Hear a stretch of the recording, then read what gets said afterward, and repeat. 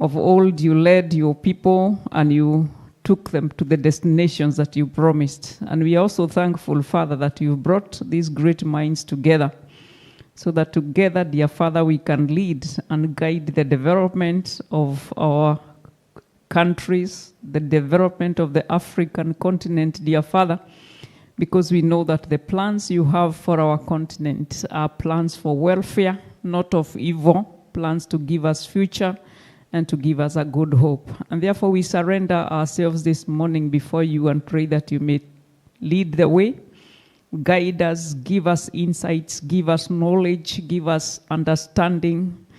Help us to share the knowledge that you have embedded in each one of us, dear Father, so that even as we depart and go back to our countries, my Father, you shall position us to influence decisions that will lead to the development of our individual nations. And therefore we thank you and we bless you this morning as we pray that you may have your way in this workshop. And we pray this, believing and trusting in Jesus' name. Amen. Thank you so much. A round of applause to Agatha.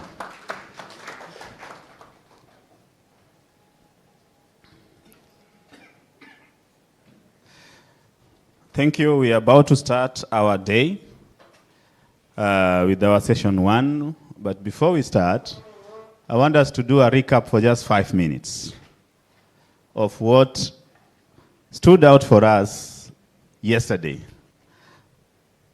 I'll just go per table. Anyone in the table, just tell me what stood for you. Just one person per table for yesterday.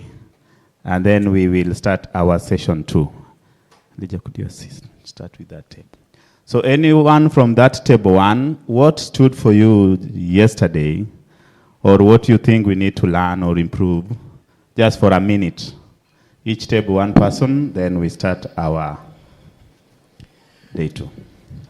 Good morning, everyone. Morning.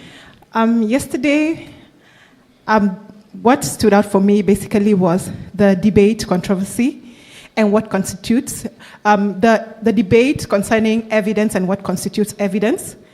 And there were varied opinions from the floor, people saying that we need to move away from the conventional definition of what evidence is. And it's just not about the evidence that we get from the scientific rigor that we do with research, but so many things constitute evidence. History, for instance, there was a lot of reactions from the floor on how history can be used as evidence, how experiences can be used as evidence, and the issue of observation and how to capture it as evidence, and even the informal ways that we have the cultural context and indigenous knowledge and how we can present it as evidence to be able to influence policy. So that, for me, was the recap. Thank you so much. Fantastic. Next table. Good morning, everybody. Good morning. I think the most important thing for me was the cultural, or the social, or the anthropological fitting into anything that we do in terms of evidence. Yes. And then there was also the issue of bridging the gap between qualitative and quantitative approach. Thank you. As a best practice approach to understanding policy. Thank you so much. Thank you so much. Thank you. Clap for them, please. Morning, everyone. Morning. What I remember is that when we are discussing matters policy, we must put all the players on board, not forgetting politicians. Very important. Not forgetting politicians. Very important. Thank you. I think one of the things that I took away is the need for us to review our schemata. Yes. And also the place for capacity strengthening of the houses themselves. Oh, fantastic. They need to review our schemata. That is Utafiti Sera schemata, right? We'll do that today in the afternoon. Thank you. I loved the way the Zambian people the way they did to approach high-level officials, government officials, this was a big challenge for the Rwandan team. Yes. And we have learned a lot, and we will continue to learn how to approach them through the Zambian team. Thank you. Thank you so much. Even CABE, Youth Employment Creation Team, has a way of having eye level. So you can also learn from the Youth Employment Creation Team. Good morning, everyone. Morning. For the record, I'm Paul Katuta. I'm not a politician, but I'm a servant to politicians. Yes. So I was very keen yesterday on your talk about politicians. I was following very keenly on how you view them. Something that came out clearly yesterday from Facet Komolo is how he conceptualized evidence-based policy and evidence-informed policy. Yes. At least the distinction was very clear, and I must appreciate you for that.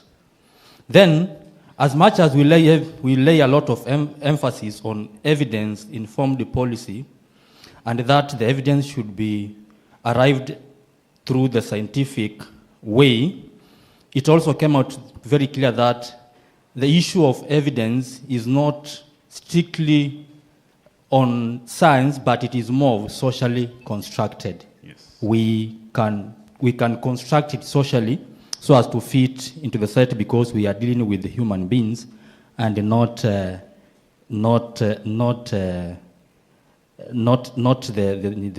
natural sciences. Thank you. Thank you so much. Makofi kwake. And to us all. Any table that is left that would want to say something before I invite on the stage? Thank you. Okay. I think Dennis wants to say something.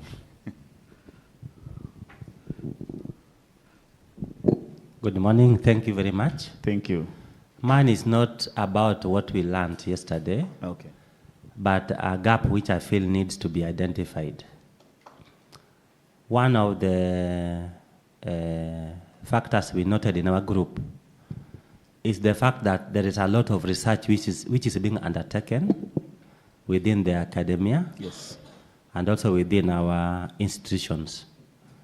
We noted that universities, especially the students, masters and PhD students, they usually go to NACOSTI to seek approval to undertake those research.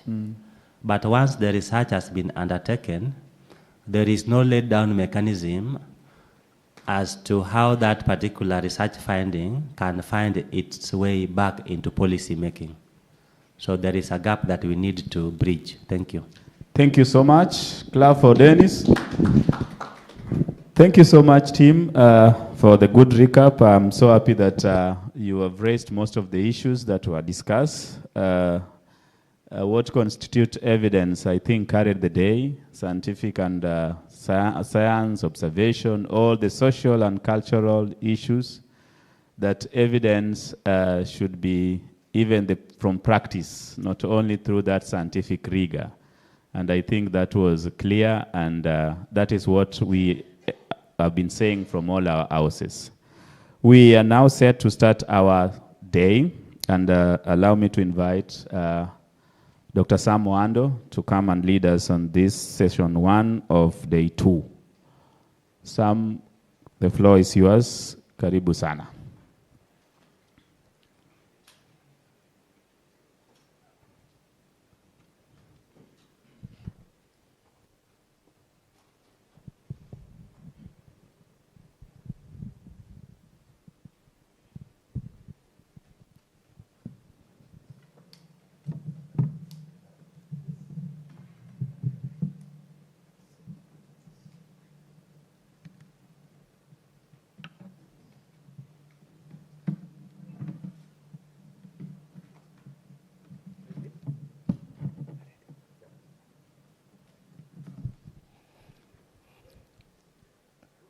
Good morning. How are you? How did you sleep? Well or very poorly? Very well. Oh, wonderful.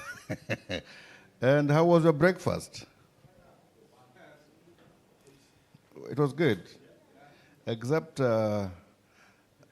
Mheshimiwa Swam, who is copying my name. Sometimes I end up almost calling him my name. He did not sleep well. Yeah, thanks so much. I want to welcome all of us to this session of day 2. It will be a slow, brief, but we would want it to be a very sharp kind of focus for us. I did not want to make a presentation, but I might just have some talking points to guide what we're going to do. We want to look at the way we have communicated success in our program implementation for the past season of the period of Utafiti Sera project. So the question we are asking here is, how should we communicate success, or how did we communicate it?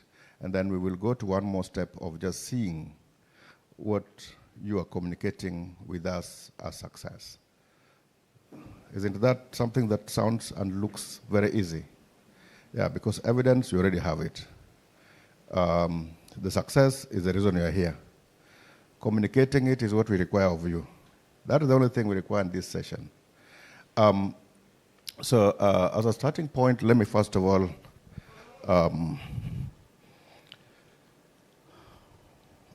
just make a reminder or a kind of recap on what do we call success in interventions or in our interventions. So it is likely to be very varied in the name or in the way we understand it. But to me, I decided to have success to be something almost equivalent to the impact that we desire to make, or the results that we want to make towards the impact that we want to make at the community level or at whatever level we are working. And so why do we need to have this kind of communication? Mostly, it is taken as best practice so that without results, we think we are not working because that's the global requirement. But more so, it's a fundamental necessity for our interventions. In other words, we have to answer the question of why are we conducting any activity at any time? Why did you have to do it? Then it also helps us to articulate the change, the outcomes that we are making on the ground that can easily help us to sustain the funding opportunities and also to ensure that we sustain also our stakeholder engagement and more so the community support wherever we are working. And then it has the potential also to enhance our institutional credibility. Like if you are friends of PASGA and partners of PASGA, and we have nothing to report about you as our partner, and you have nothing to report about us, or we have nothing to report to each other, that relationship might not be as strong as when we have something tangible to show for the money spent, for the time spent, for the resources, both human and non-financial, that has been put into any program. So basically, this is the kind of overview that I would want us to reflect about. And then, so the purpose is that evidence or communicating success gives us evidence. It should be part of evidence-informed practices that we go through or that we have in our interventions. And again, it is a sense of accountability. Minus the result, we may not really show our stakeholders what we stand for. And also it helps us to improve or make improvement in our analysis. So I want us to move straight to the point of our reflection here, which we are going to have in our group discussions. So the first thing that we will really need to engage with is how to define that success.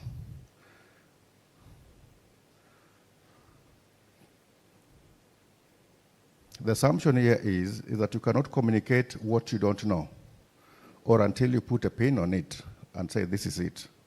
So in your various programs, various activities, are we able to define this success? And then we would want to also see, how do we measure it? How did you measure it during the interventions? And then, what records exist that would show us that this is what we achieved? And we would also wish to know how you shared that success. So that is the bit that we will be dealing with in terms of communicating the success. Do we have any question or any comment before I move to the next step about communicating success or what constitutes success? Anyone with anything to add?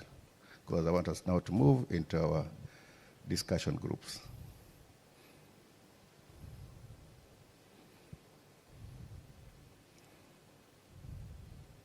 Everybody is very sad because now the report card is coming out. You know, many people who went to school ahead of me or during my time, the report card was not even printed. Some people were put on a line. Number one, started next to that stone. Then people are called. But here it's not a matter of competing or just, we want to just see how we understand, how we communicate it, and how we want to communicate it moving ahead. So let's have our group discussions. And the first group will be the group of researchers, especially researchers for the policy culture study. So the policy culture study, and anybody who is interested in research from academia, you'll check the last table. So then we see if we can answer these questions. Then the next group, or the other groups will now be the houses. So we group into our own houses, and then we answer this question specific to our house and specific to the activities that we were implementing. So we will take 30 minutes to do this. Jim, is that okay? Yeah, 30 minutes to do this, and then we present those key areas of success. So let's take less than a minute to get into our groups. You can agree where you sit as a house. Thank you.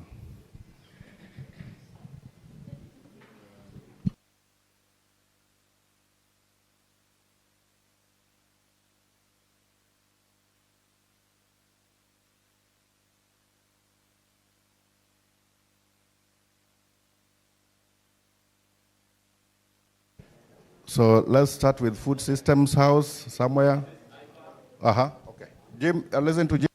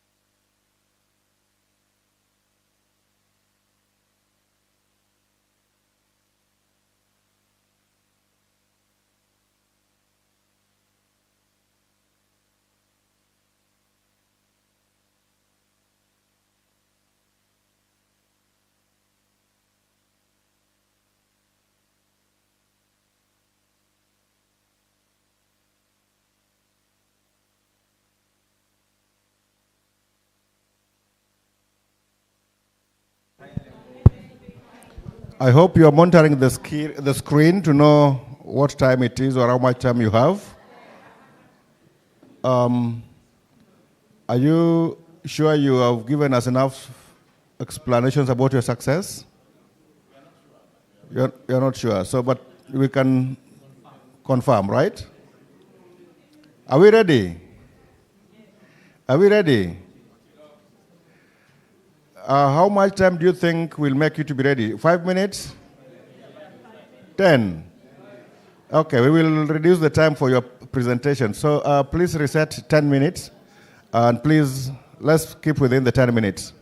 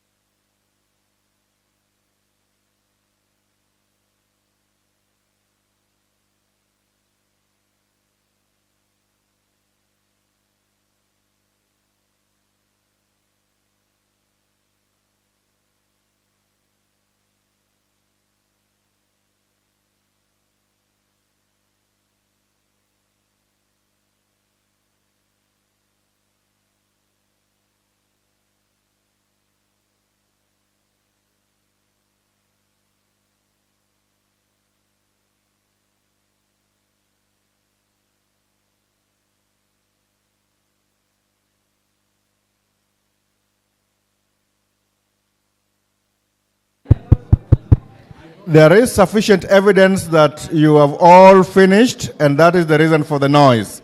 So let's save the 5 minutes, and as we keep within our groups, we will want to make our presentations. So the first presentation we are going to make is a discussion of how we define success according to our key groups.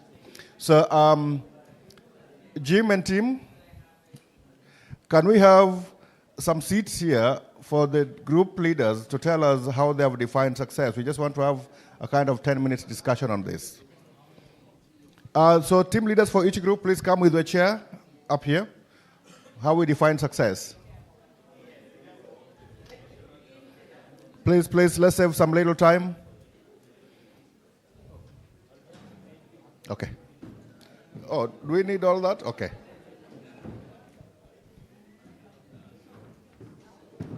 All right.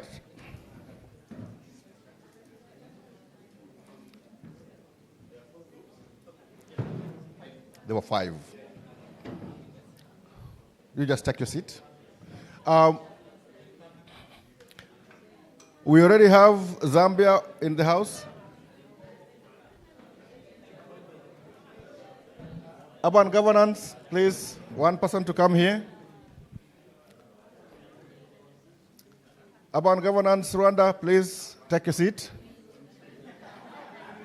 Research team, please, let's one of you take the seat there.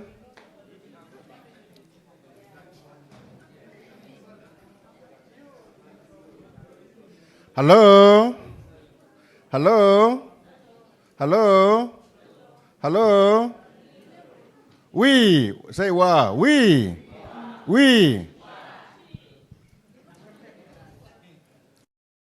One person from your team to come in front here. We want to discuss how you define success. You don't need to take more time thinking. Which teams are missing? Which teams are missing? Academia are missing. The professors. Oh, sorry. All right. Okay, let's start with those who are there.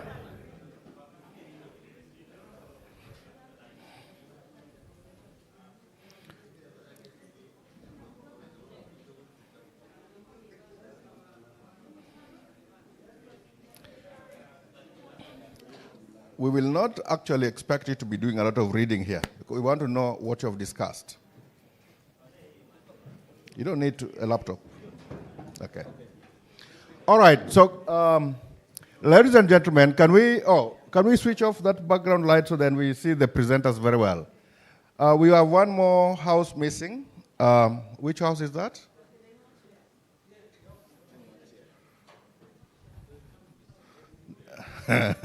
They have bought their own chair. Youth, come this way. The youth.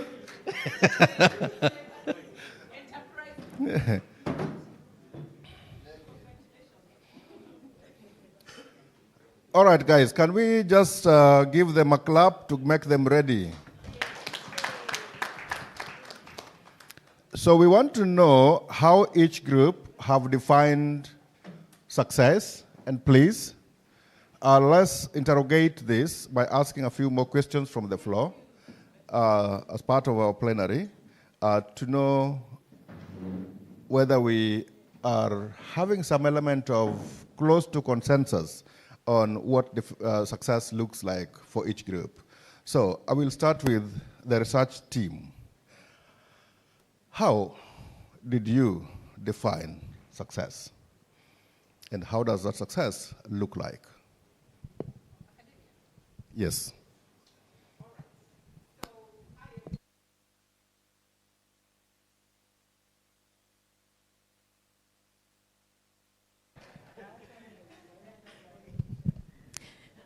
For us, success had a very simple meaning to us.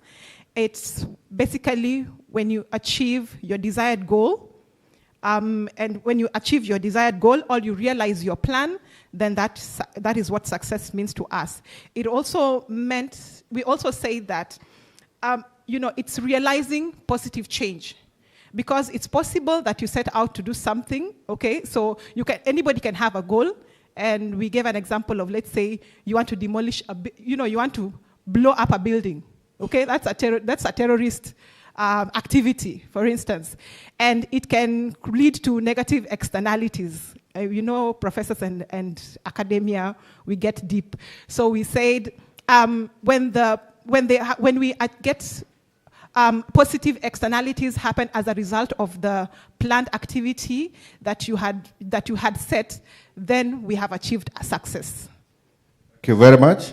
Now we are conducting a policy culture study, a very serious research in Utafiti Sera program. What is success in this? How do we see success in this? How do we define success from that perspective? We basically did not delve much into the Utafiti Sera, the policy culture example, because we were a diverse audience. And basically, we just said that, there's a difference between the baseline and the end line, okay? So we said, yeah, you have your baseline. This is basically what we had decided to do, and this is what we had set to do, and we have achieved that one. But when you have other positive results that are outside what you had planned, then you get the end line. So the end line is better than what you had planned, then that is basically what success is to us. So it's getting a little more out of what you had set or planned to do. Thank you so much. Yeah. The intention here was to tell us, out of the activity around which you're gathered, past activity, not imaginary, what or how did you define success? As a researcher, we had a project that was ongoing. How do we define success? Let me leave that, and then we'll get back to the researchers. We go to the youth. That is, food systems? Youth employment creation and food system. Yeah, good morning, everyone. Yeah, this is the youth group. So, according to us, we define success as an achievement or a measure of satisfaction against the deliverables. So we're looking at what did you plan to achieve and what are the outcomes. Just a minute. Again, can we go specific to youth employment creation, to how did we, in our project, define success? So from the youth perspective, we said, as a beneficiary perspective, we said, is a positive transformation? Did we meet the goal? And we looked at the incremental change that has happened. We looked at the youth which we've engaged before and after, and that is that's how we define success in our group. Yeah. I can also mention because we are also dealing with the food system transformation house, we looked at the example of the way we engage the Nairobi City County in terms of developing their urban agricultural policy. The stage which we've reached in terms of validating the stakeholders is one of the ways we can also measure success, that the whole process that has taken, doing the review of the policy from the food systems lens and the level which we have reached now in terms of stakeholder engagement is another form of success. Thank you. Thank you. Let's get to Zambia and see in the universal health coverage, how did you define success? Thank you. So for us, practically after the discussion, we agreed that success as in definition means that meeting the purpose of the project. And in this case, our main area was to establishing a community of practice for universal health coverage to ensure that the uptake of research and evidence into policy, inclusive into policy and programs in Zambia is done. So we were able to do that by identifying the gaps and then by also ensuring that what we did was done. Remember, our house is very new, so we are now moving towards more nitty-gritties as we join our colleagues.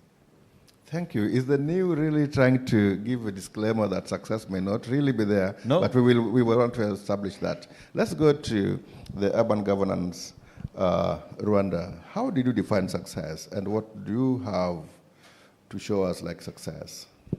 So thank you.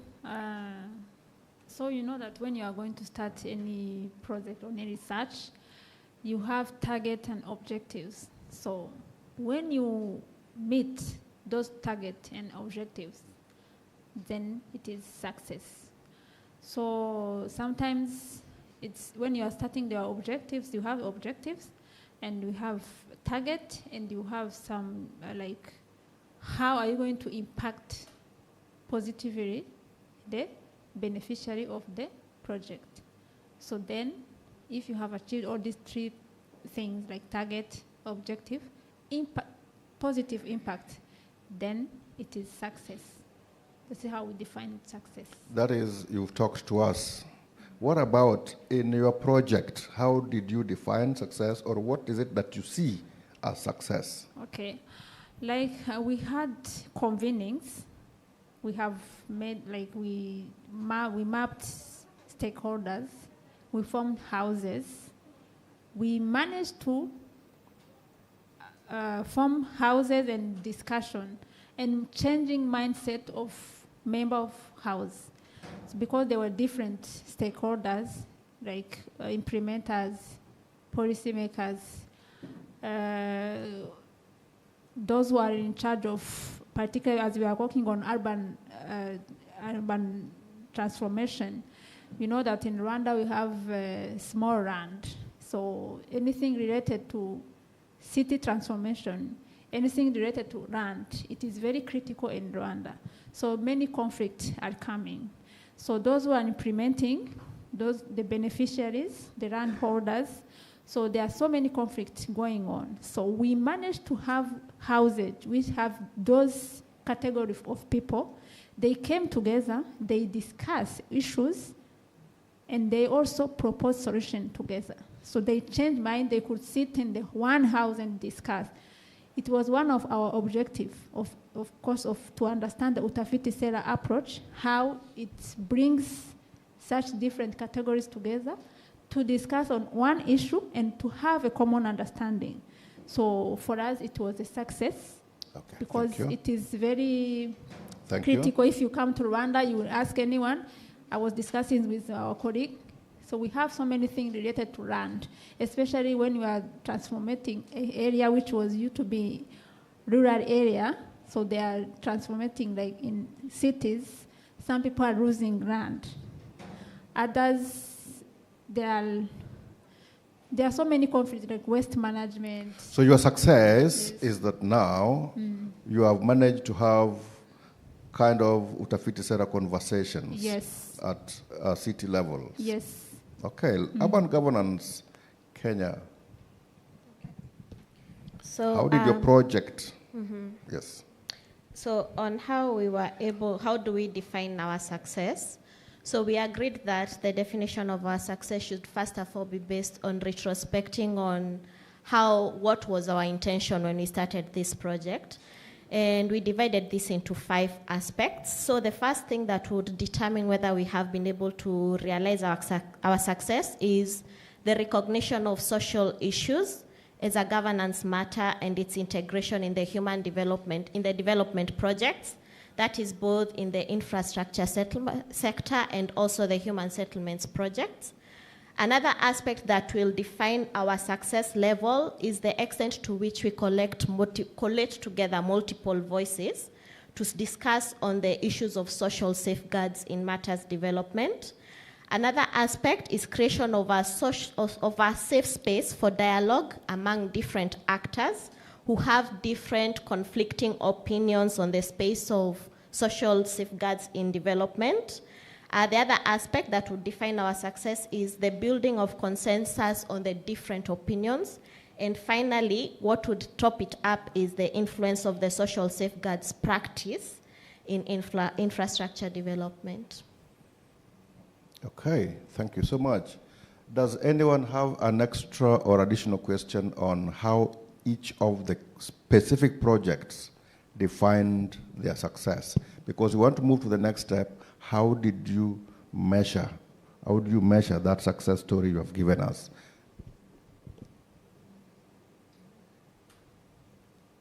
Okay. You specify which project you're asking the question. No generic questions. No, I wanted something general. No generic questions, specific. Here we want to take a step ahead. We want specific questions to specific projects. Any? All right. Thank you. We go to the second set of questions. Considering what you have reported to us from your success story, I'm not sure whether we have gotten a success story from the policy culture study, but if there is, from the researchers, how did you measure whether you have succeeded or whether there is any success in the research project that you are undertaking?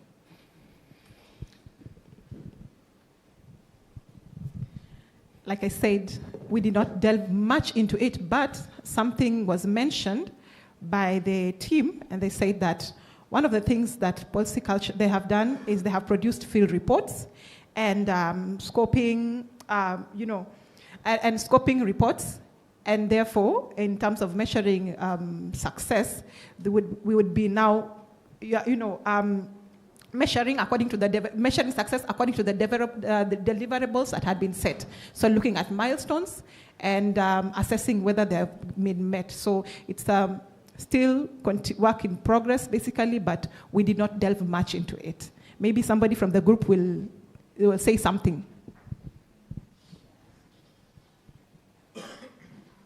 Yeah, thank you very much. I think our team leader has captured it so well. Initially, we had objectives and questions that we were using in order to guide us in addressing the policy culture study. And we are conducting the study in 3 African countries, namely Kenya, Rwanda, Nigeria. Now, within the project itself, we've got a set of deliverables which we want to achieve. And some of them include, first of all, doing a scoping review where we are pitching this particular study within the literature that has been done and establishing the gaps, and something that we already did successfully. So if we are talking about success at that level, that has been achieved. I can go on and on, but I think we'll get time. Thank you. So how do you measure that success? Now you can go to that next step. As you think, let's start with Zambia. How did you measure your success? Or how do you plan to measure that success story? So we did measure with the activities that we did. So for instance, we were able to... you could make it like, what are the metrics? What is it that we can look at? Sure. To show that there is the success. So Yes. for instance,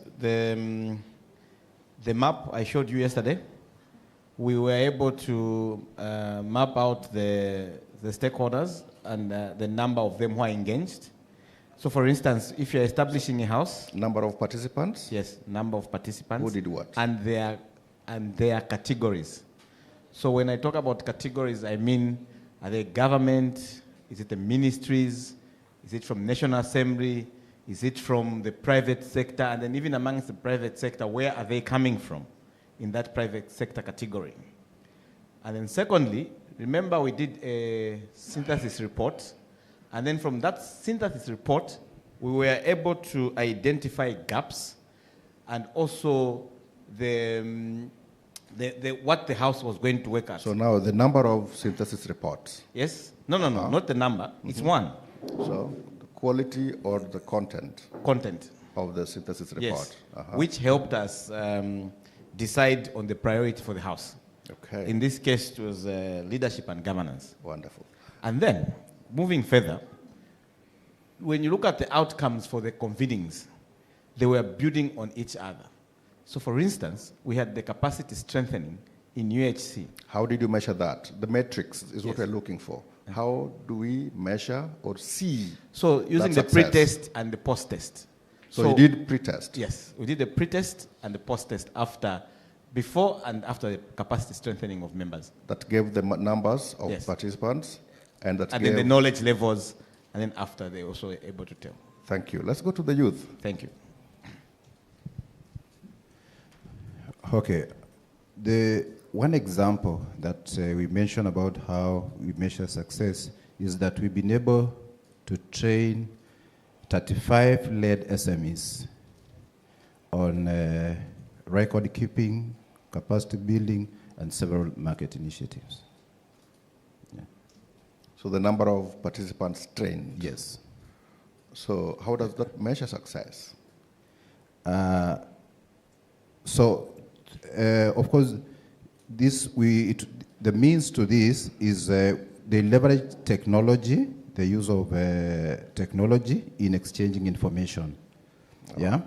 So these youths, they were trained through a number of to participation in policy processes and agricultural activities. Yeah. Okay, thank you. We go to the urban governance, Rwanda. We measure success by counting the number of convening we have. Like we have 6 convenings, and number of house members, also category of them, because we had implementers, we have policy representative, we have civil society, we have beneficiaries, and we also have government institutions, which are not those who are even development partners. So any house was having different particular people who are related to urban. We make sure that each house has a person who are related to urban governance. So your metrics is the number of people engaged? Yes, and the number of convening we have. And number of convenings? Yes. Yeah. Okay, let's hear from urban governance, Kenya. Okay, so how did we measure our success? First of all, for us, we recognize that this is a progressive process. And first of all, the things that we put in place were checking the levels of acceptability among our target evidence uptakers, that is the universities and also the engineers. The second part is looking at the level of trusts and mutual wins and mutual discussions amongst the house stakeholders. The other aspect is the extent to which the evidence was able to create a bridge between the project affected persons, because those were our main target beneficiaries from this. The evidence is supposed to respond to the issues of the PAPs, but also the extent to which we bridge the gap between them and the development banks, and also the extent to which stalled government projects are able to move based on the evidence that we've collected on the place of social safeguards. Another aspect on how we measure our success is the extent to which we have honest dialogues within our house, and the extent to which findings are adopted in practice. And finally, how our evidence has been documented, and that is in the form of the frameworks we've developed. That's the strategic planning framework and the stakeholder engagement framework. And finally, the extent to which development agencies have taken up whatever we've developed as a house. So what are the metrics? Like, what is it that you use to measure this? So like obviously, honest discussion. So for acceptability in terms of stakeholders, it's the number of institutions that have been able to invite us into spaces where we can share our findings.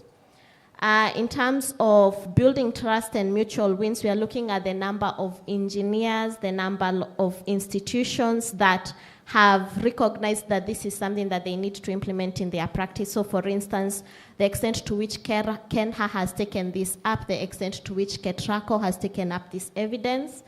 And also in terms of creating bridges, we are looking at the number of projects as a house we've been able to influence. So we are talking about, for example, in Mombasa, the Mtwapa Kadzoni Road project.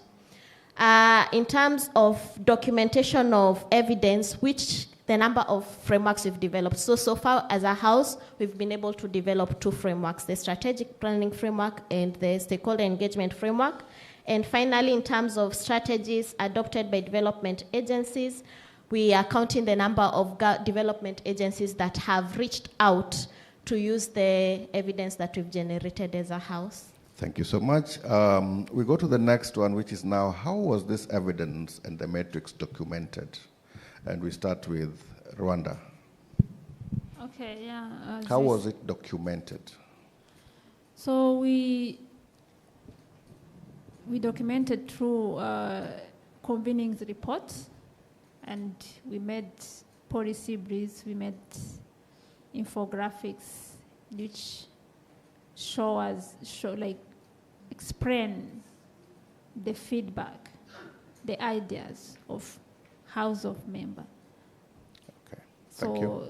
Other things that I was saying, the feedback was very critical of the House because you could see the change of mindset of the House member.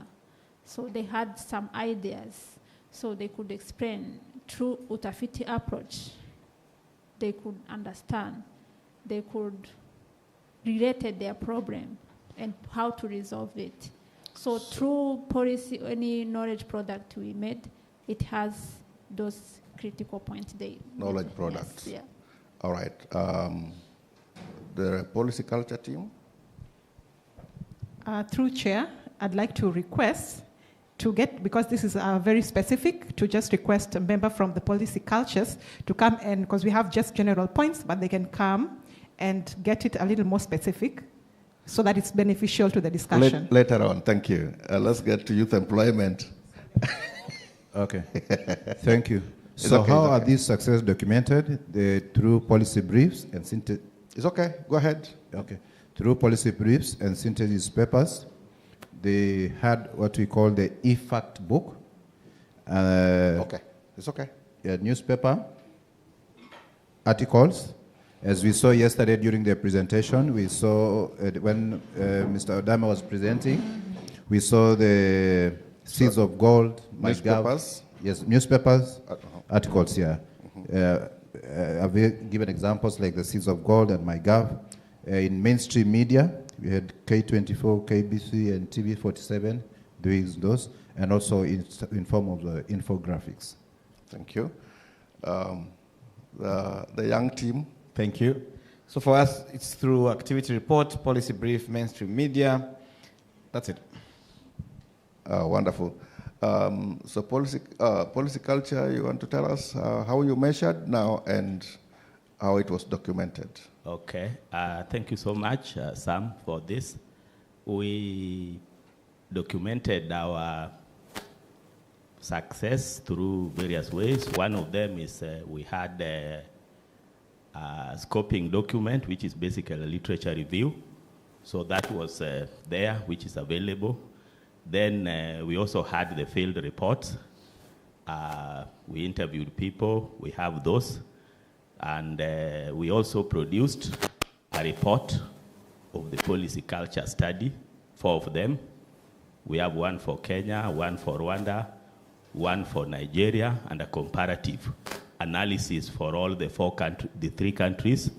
Then we also produced a brief, a summarized, for those who might not, those who are in a hurry and might not have time to read the full report. We have also produced a policy brief, 3 of them, and we are in the process of producing a article. So those will be the 4 ways we have documented the process, yes. Jim and Mercy, I hope you are taking very keen note on this session. Then Urban Governance Kenya, how did you document your success?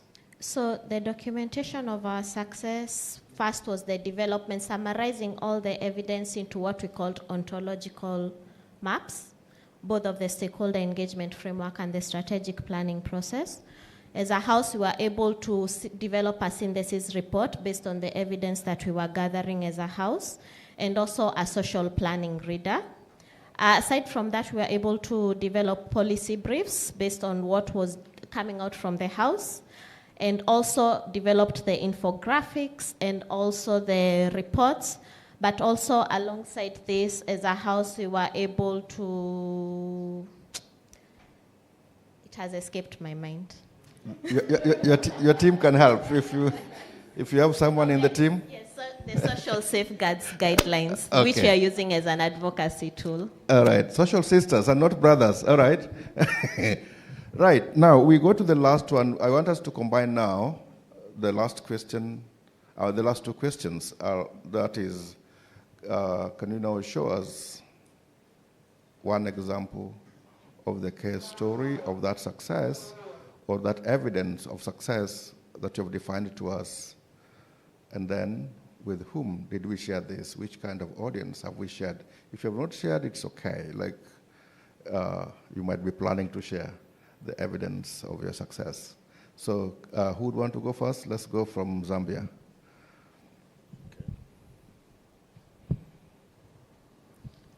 Thank you. So for us, it's the buy-in from stakeholders. This is through the number of requests that we have received for people to join the house. Mm-hmm. And then we have, with a combination of the recruitment of the champion, who's an MP, we have shared this with mainstream media, and then we have also shared it through the technical working groups. Thank you. So you've shared recruitment, or I didn't understand that. What? The gaps that came out from the synthesis report. Aha, the synthesis report has been shared with? The mainstream media, the outcome. With So the your mainstream audience media. was the media, or media Yes. was the means of transmitting the message? Both. All right. Uh-huh. Yeah, and then also with the technical working groups. Technical working groups. Yes. Wonderful. Thank you. Uh-huh. So I think we are the luckiest group in terms of showing success, because our living labs are just sitting there in those two tables. Can they stand up so that we can see if that's Those are the evidence? living labs. Yes. Ah, okay. So the presentations and the videos are available online on YouTube. They have many likes so far, and people are continuing to engage with them. So they've been shared through many platforms, YouTube, WhatsApp group. They have a WhatsApp group of more than 1,000 youths who are engaging every day and asking several questions to them. Yeah. Who are your target audience? Are you done? Yes. Target audience for your sharing of success. Who have you been targeting?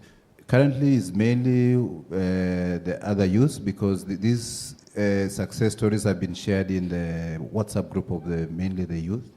And again, there's a documentation of the engagement with the county CCs and directors. So the project has been able to document the guidelines or the steps on how to engage with the policymakers at the county level. Yeah. Thank you. Research? Thank you again. So far, because we have just completed the exercise, we have shared the report, or not us, but through PASCA, the report has been shared with an external reviewer.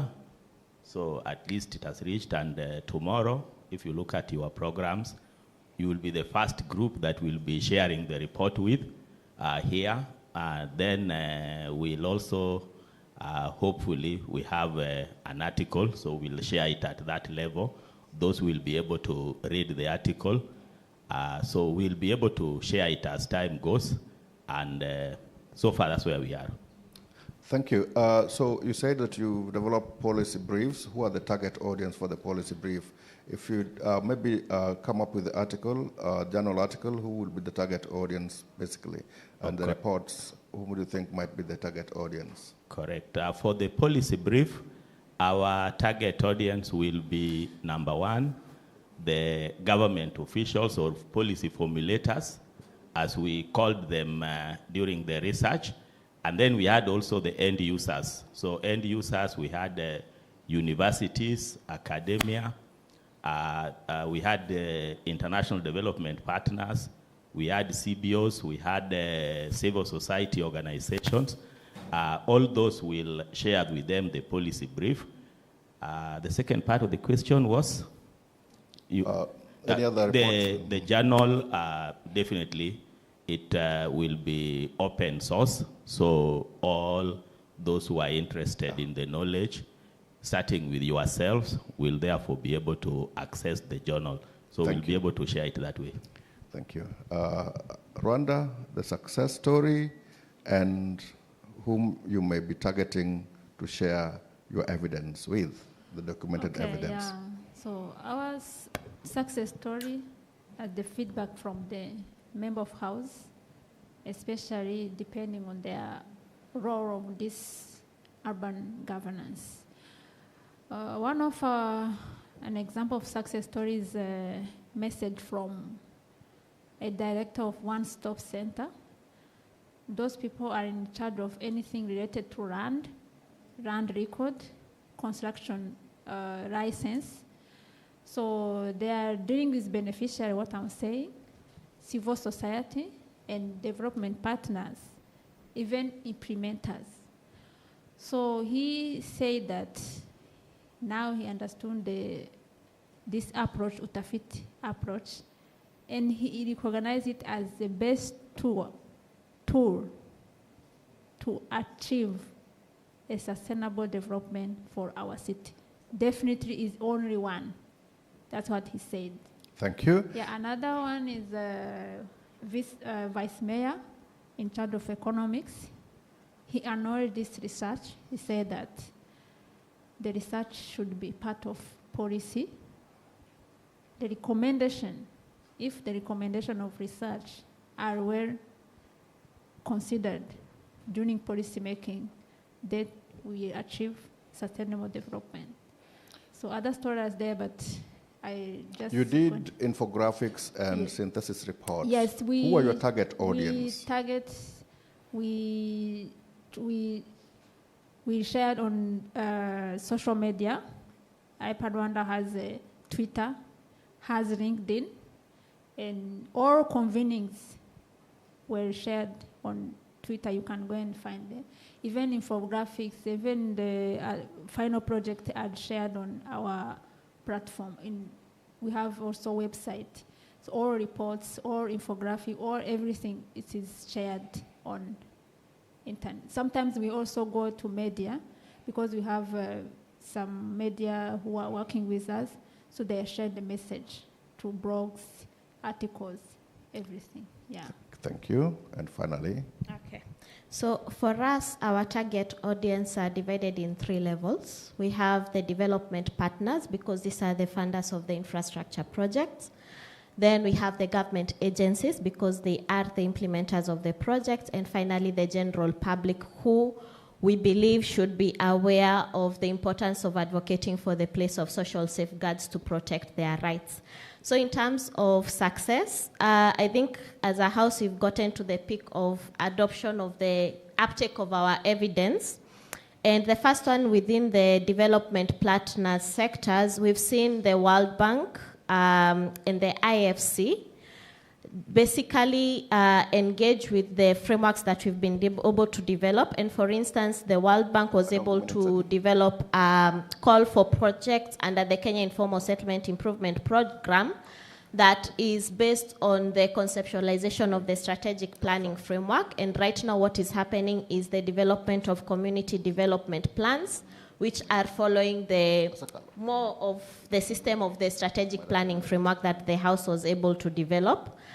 The IFC has been able to approach us in regards to engaging with them in the review of their framework on the social safeguards during the development projects that they are financing. In terms of the government stakeholders, we've been able to engage with the Kenya National Highways agencies. And one of the things we are seeing is during the practice of development of the highways, the issues to do with social matters are being taken up and are being prioritized during the road development projects. But aside from that, the CIMAC has engaged with the findings from the House. And also in terms of the general public, as a House, we've been able to engage in both mainstream and social media platforms, sharing, for instance, on Spice FM, what we are doing with the frameworks that have been developed as a House. And I think this platform has opened our reach and also the new partnerships that are emerging every single day. And I think the other big one is, as a House, we even got the opportunity to shape the new project by Kenha. So World Bank and AFD have developed, it's AFD? KFW. They created a new system they are calling a witness NGO. So when a road development project is being implemented, they have established the role of a witness NGO who is checking the extent to which social safeguards are being implemented. And as House members, we've gotten the opportunity to be part of that witness NGO. Thank you so much. Can we give the team a very big round of applause? Smile at them, please.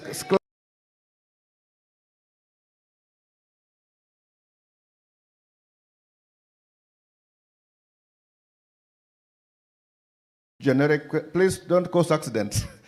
More questions, but I would want us to just focus on one thing. I know you may want to add 1 or 2 points here, but I want us to focus on one more thing. How best can we define success to help our team members understand what we need to share or to put on the table as the real achievement? And that is something that I would want us to, it might not be a question, but really it might be just the comments. But let me give the floor, first of all, to Delphine and then to Prof. Katete.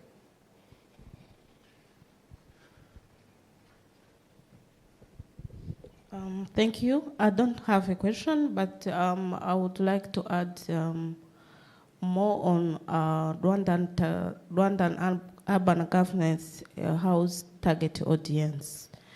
We will target first the Ministry of Infrastructure, the Ministry of Local Government, then cities officials and district officials, so that our recommendation and our House members' recommendation should be considered, and then at the top level, we will target the parliament, because they are the ones who set policies and who help in rules and strategies. Thank you. Thank you for the addition. Thank you very much, sir.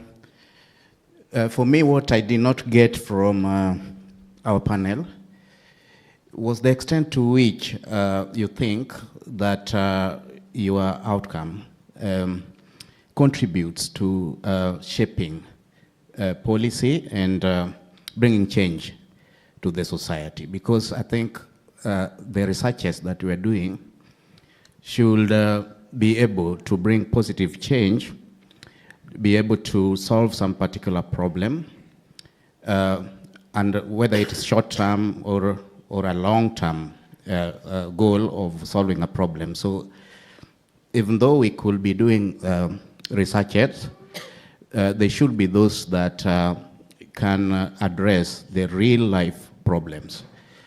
So I think whenever we are even trying to understand the change that you are bringing, is it a change that is going really to have some impact? And the impact here, I'm looking at it in a positive way. Thank you.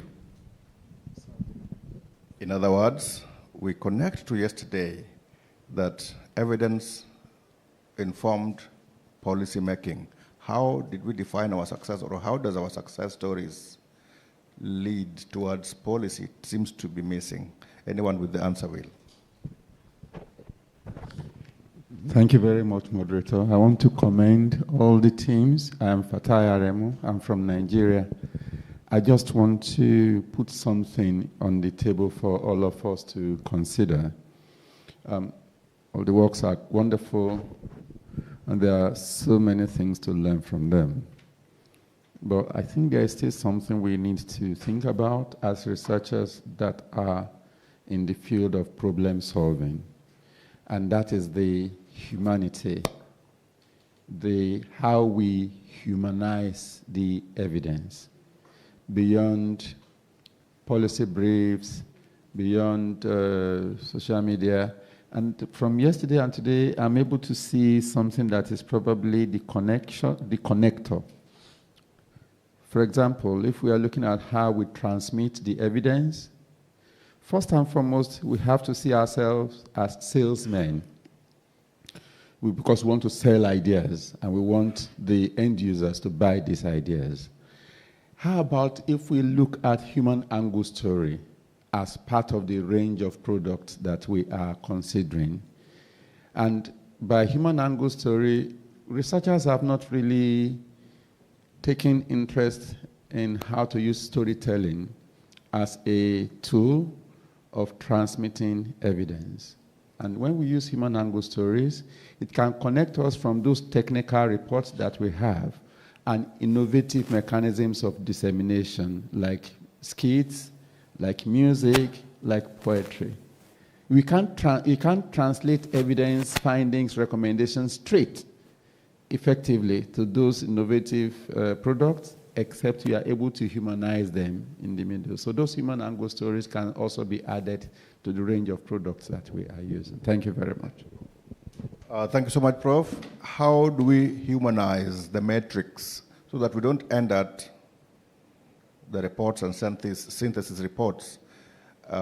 Because then, how do we redefine our success stories in terms of the people we serve? Thank you very much for the very good presentations. I'm also just thinking in terms of success, in terms of change, and more so qualitative measure, because we are dealing with human beings, basically. And so that we can be able to comfortably pick what is this that is changing. And I propose even the use of case studies. We have, I think it was mentioned, that we have, when the safe space was created, and we're able to have an agreement to do projects in Mombasa, by the way, in an urban sector, is not very easy with the policy environment that we have, and we had stalled. And I can tell you that with the urban housing, we have had projects now without strikes. We have a neighbor project that had stalled for 3 years. And they're wondering how, as we are managing, and despite our issues, how we are managing, and them they are stalled, simply because of the safe space. So if we can also have a bit of case studies, that would be very good. But at the same time, I believe that as we crave that space and we find the groups to trust, then we are also bringing them on board to help us with accountability. So that which those policies, directions, or they are coming up with, we're also giving them that space. And you see here, the bank is now giving that space, that can you now try that? Can we try that which you're talking about? So that taking that forefront also to be a depository for, it's called what? For knowledge, and again also for consultancy and expertise. That's also what we are seeing, and we are tapping from it, that also can be termed as a success. Redefining success to include case stories and beyond. I want to give like only 3 minutes, so 1 minute each for the 3 questions. Please, after them, don't raise your hand. Thank you very much. I could define success as ability to sustain a process. In this manner, I'm looking at success as in terms of a framework. If I were to say, to put success as an acronym, I would say success first would involve effect to the stakeholders. How is my project affecting the stakeholder? And how is the stakeholder incorporated in the process? Number 2, I would put the U as the uptake or the acceptability of what we are doing, acceptability of the evidence, then C would stand for change. Like Madam is saying about the case studies, yeah? Do we have anything that can show that this project is successful? The second C would be credibility in terms of where I work as an information professional.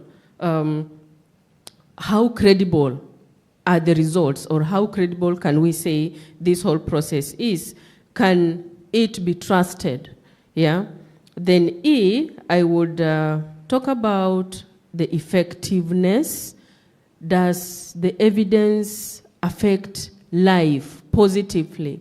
We were defining success in my group as the ability of a project or evidence to affect the general public more than just one single person. Then I would also put the first S as sustainability. How endurable is this whole evidence, yeah? And then the scalability aspect of it. Can this evidence be replicated? That is how I would define success in terms of framework. Thank you.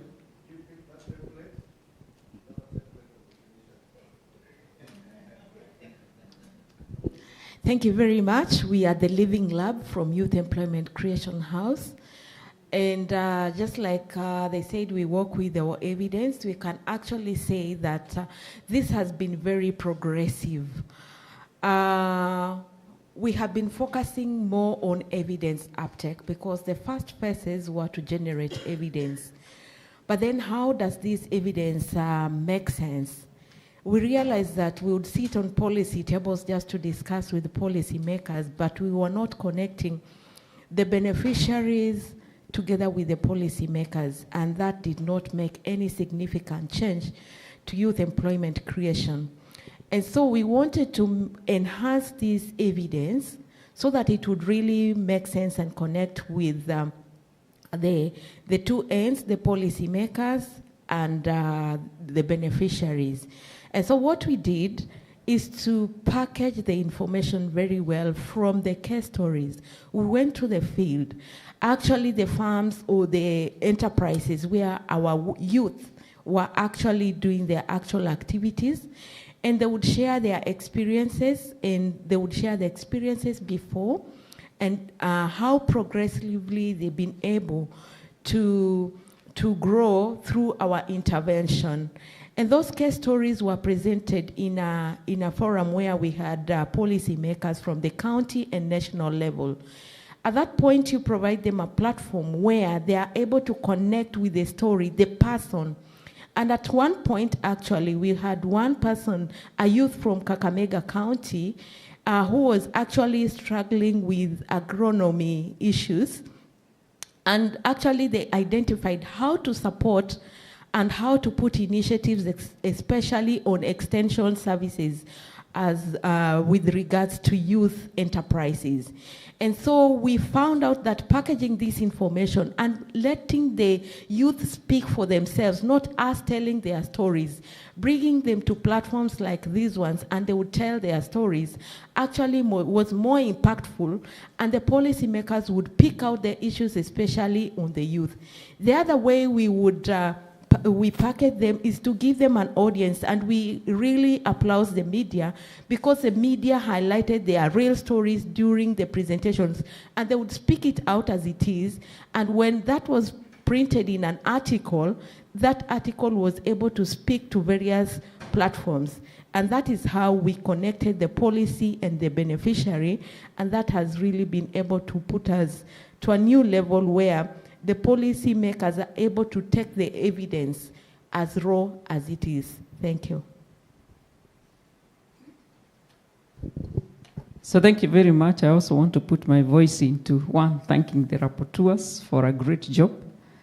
And secondly, I would also have wished that we link our successes into our individual countries' development goals and aspirations.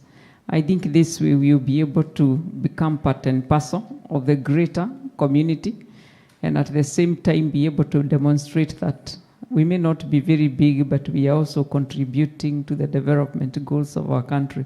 In Kenya, I think we will talk about the Kenya Vision 2030, and therefore, before we even talk about our successes, we should be able to define what are our national aspirations as far as Zambia, the universal health care is concerned, the urban governance and the employment creation in our individual countries, so that we can actually be able to mainstream and also mobilize the policymakers and the executive in our governments to work with us.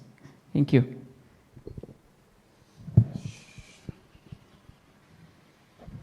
Thank you so much for those observations. In some instances, they say that the questions might be bigger than the answers. And so we better record the questions more than the response that we are going to get from more panelists. But allow me to give anybody who may want to react to any of the observations made in just a minute among the panelists.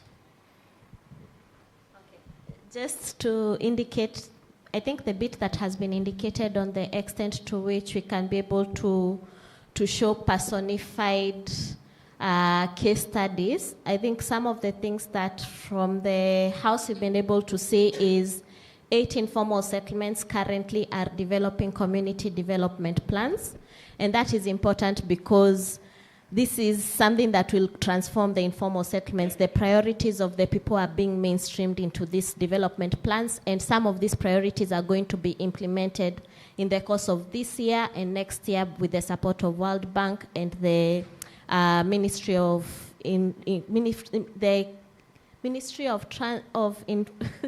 Housing, Mitchhood.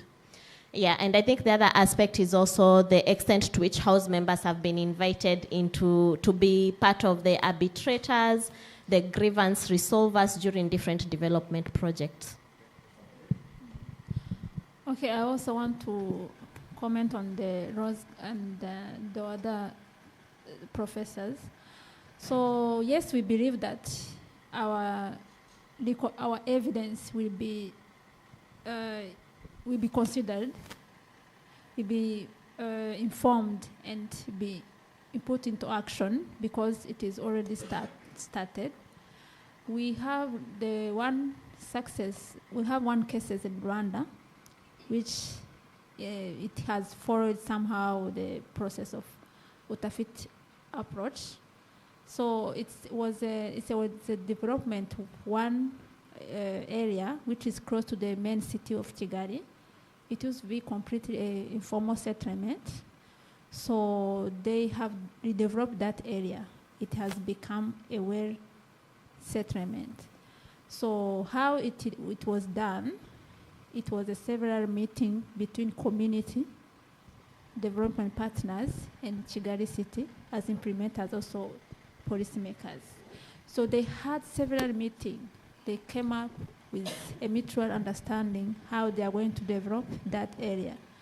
So the citizens of that area participate at the level of 90%. Yes. So it came out as a success story. Now if you find that area, how it used to be now, how it is now well designed, and people are very happy because they have participated 100%. So we believe it will work. Yes.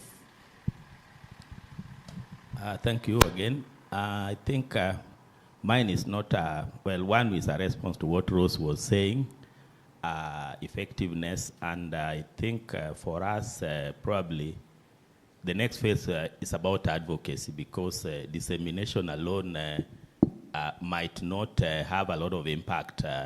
So we could be thinking here about advocacy. How do we come out here and take issues of advocacy further, apart from just dissemination? And then two, which is what came out of our meeting yesterday, I think the gentleman from Kipra told us what they do to ensure that their research or the evidence they find, they finds its place in the policy domain, is they use what is called the citation. Can you trace? So maybe PASCA could work towards creating a citation department, which then goes ahead and says, we did advocacy, we generated this evidence, then we did advocacy, and from citation, we can see that it found its way in this particular policy. Thank you. That's a note for our knowledge management team, please. And please take note of this, our rapporteur, so that we make sure that that's a very nice action point. Speaking just a point on defining success. I think one way I can define success is when the study can lead to a narrative change. For instance, we did the study on youth employment. I was lucky to be part of the validation workshops, and there's already a disparity between the youth, Gen Z, and even how employers view them. So when a study is able to ignite, to lead to a narrative change, a mindset change, and even if it's just beginning, getting to the point where you're just starting the discussion to change the narratives on how people are viewed or how things are viewed, that for me is how I define success. Thank you, and thank you for the insightful contributions.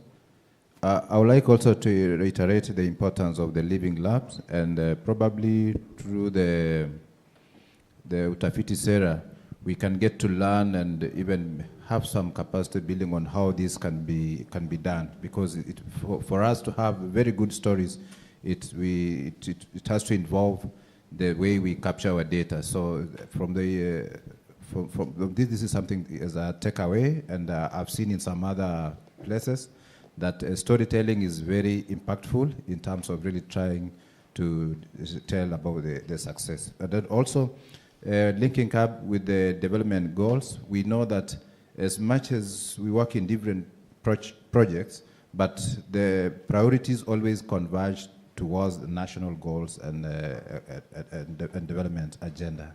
Thank you. All right, thank you so much. Final round of applause to the team. Wonderful.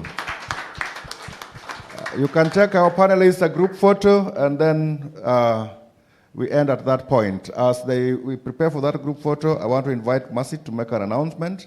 But again, now for all the project teams, we want to ask you to see if you may want to look at this banner here and see how it communicates to you in terms of communicating your evidence and success stories, and how we can derive the metrics from your work. So we will have it put somewhere so that at least we move towards defining our success by having something that we can communicate once and it reaches everyone. Group photo, and then Mercy.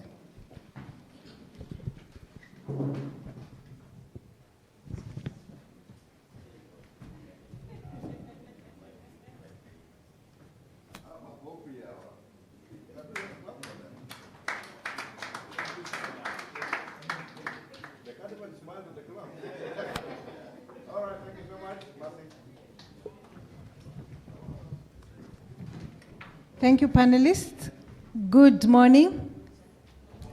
Good morning. So we are planning for your dinner this evening, and for logistical purposes, we need to know the number of people who are going so that we can plan for them. But we highly encourage you to attend. It's an opportunity that you will remember, you will create good memories, and you will enjoy the dinner. So I have a list here. Please pass by the back there. Just write your name before you go for tea, so that we can communicate the same with the person who's planning for our dinner. Asanteni. You can enjoy your tea after you come. Thank you.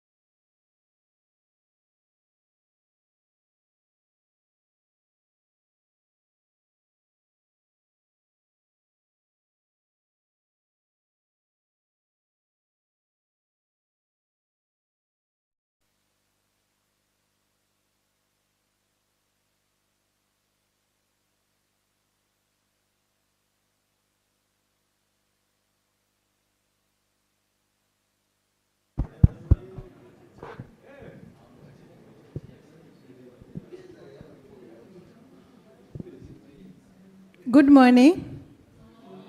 We can start the session, the second session. I'll wait for everyone to settle down, then we begin.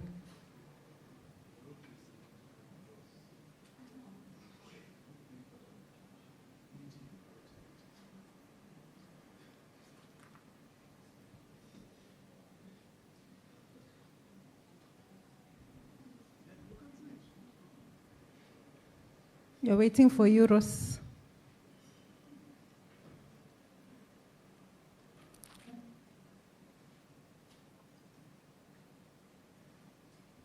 Sawa. We're going to do this session differently. So we are talking about Utafiti Sera, inter-house bilateral conversations. This, we are going to look at the areas of collaborations, identifying and scaling our Utafiti Sera work. So we are going to look at it in terms of our strategic alignment, partnership, capacity strengthening, sustainability, knowledge sharing, and value addition. But before we go through that, I'm going to invite Sam. Sam will take us through all the areas he has in mind. Then from there, I'll divide everyone into groups. We can go to the same groups as we were in the morning. And then we'll have each member of the group do a presentation. Then after the presentation, we'll open up the floor for discussions. So in the meantime, please, Sam, you can come and proceed with the presentation. Clap for Sam.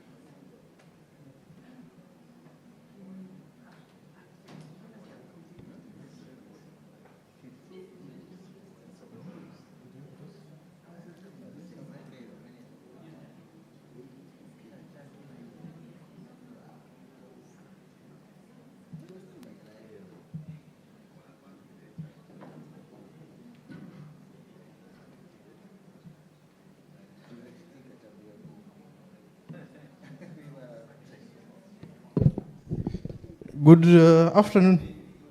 Though I know it's a few minutes to noon. Eh? So I'll try to make this session as participatory as possible, but it was inspired by Professor Nyunguru.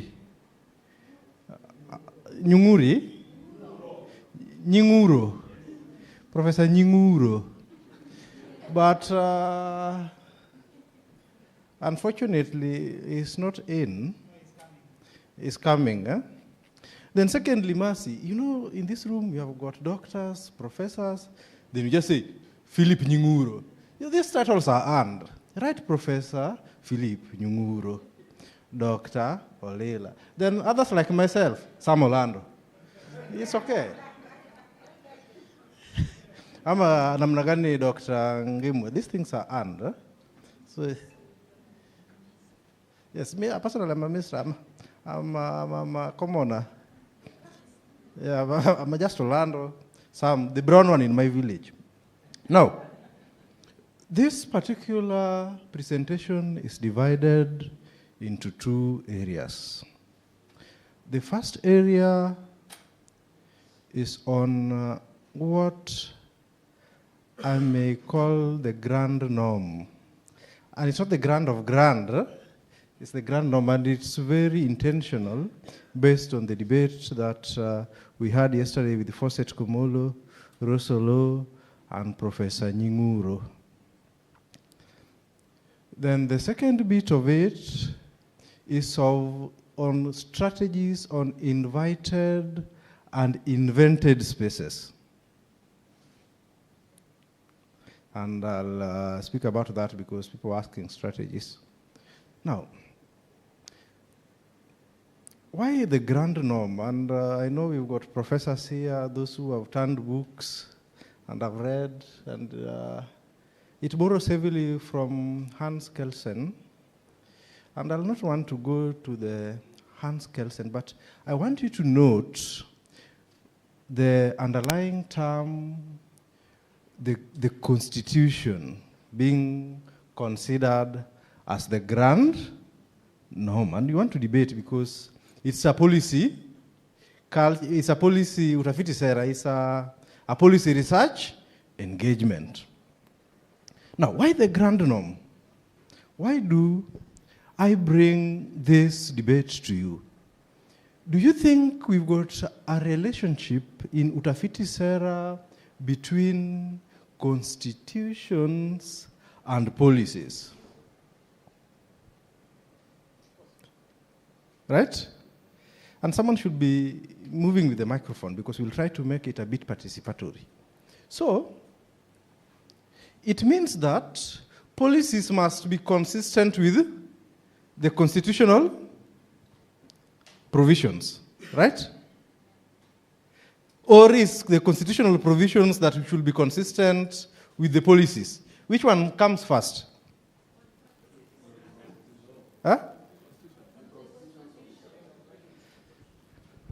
There's a response here. There's another response. We want to try to make it participatory. The Constitution is supreme. Every policy is birthed from the Constitution. So the policies should be in alignment with the constitutional provisions. So the Constitution comes first. So Hans Kelsen is right that the grand norm of Utafiti Sera is the Constitution. Great. So we have agreed on that. I don't know why this thing keep on disappearing. Irene, I've got a cheap laptop. When you go back to Pamoja Trust, intervene and speak to the procurement team such that they may consider me. If at all, they will be blessed with other laptops. Now, where do we draw policy objectives from? Where do we normally draw policy objectives from? So that then it informs Utafiti Sera, so that it informs policy research.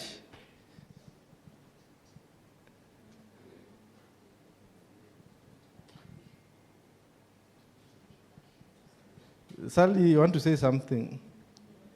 You can just shout. You don't need to have a microphone. Maybe I just try, but I think policy objectives stem from practice, the gaps that are in practice.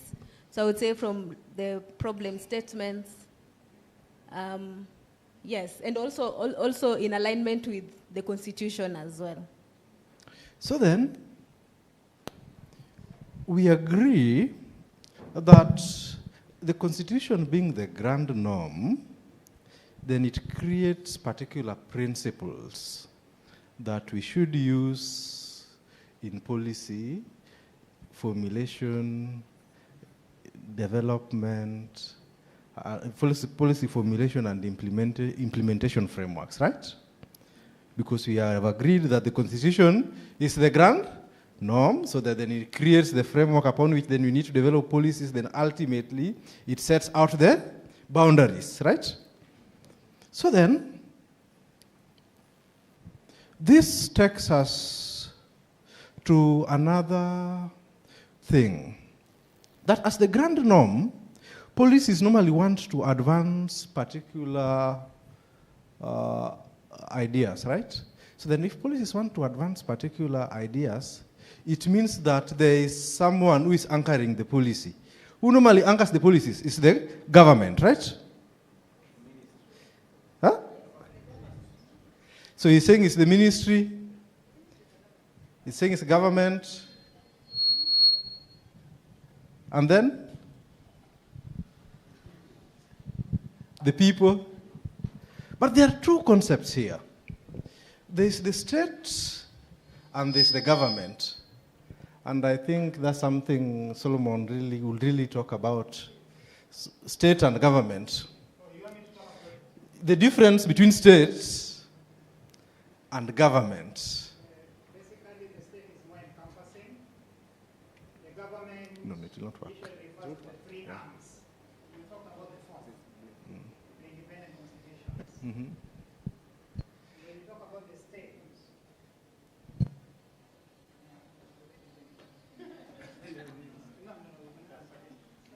It's not working.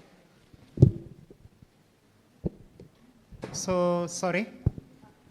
Academically, when you're talking about the state, you are simply making reference to what we refer to as the Treaty of Westphalia, the 1648 period, where you say the state is any entity that has the following. And then you talk about the citizens, government, a standing army, international recognition. So when you're making reference to the idea of government, you are mainly referring to the three arms. Although yesterday you introduced a fourth one, independent. Yeah. Thank you so much. Have you heard what Doc has said? The Doc has separated government from the state. And he's saying that the government is a subset of the state. Right? So then, who makes policies? The government to serve the public. And the public is an element of the state. Right? Utafiti, Sera. Because if we don't understand this, then it becomes very difficult to situate. And you will get where we finally head when you want to link it with policy research, strategies of invented and invited spaces. Now,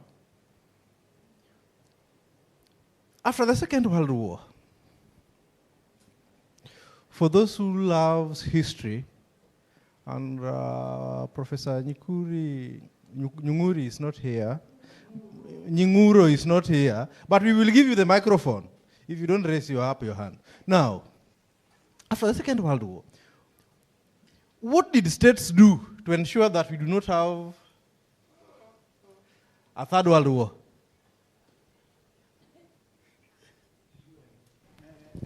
Can I try? Yeah. The states basically recognized, respected the sovereignty and the territorial integrity of other states, but then said that we want to have a right to self-determination. But in the right to self-determination, what was the anchor institution?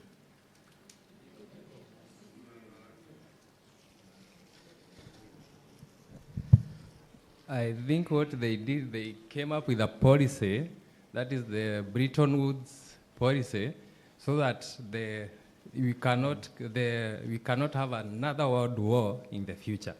So they came up with that policy. That is the same thing we are developing, a policy in case of the future. I don't know whether if someone else wants to say something. How many minutes do I have by there? I need to be careful. But I also don't want to make it a presentation because it's a conversation. We are grounding Utafiti, Sera. Prof, I saw you had a different view of the constituting institution that we did put in place after the Second World War. The UN thing. Yes.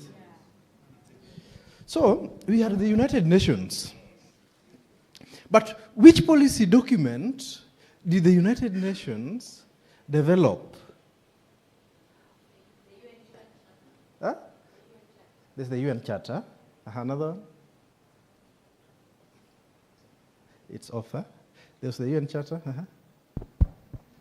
How many of us remember the International Covenant on Civil Political Rights?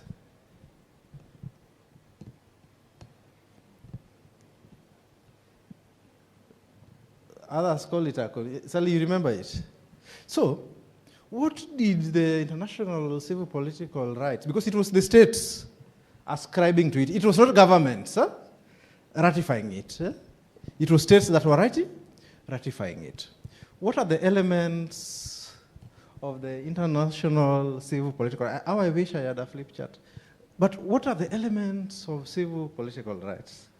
Because we are coming to Utafiti, Sera, but we are not off the grid. I was told that how do we create linkages? But you can only create linkages if you come from the grand norm perspective. I could say that it created certain norms that then states would ascribe to. And if you ascribe to it, then you'll try to show that you live by these norms and you implement them as a state. As a state. Yes. So what are the elements of civil political rights? The first one? Right to vote. Right to vote. The second one? Right to life. The third one?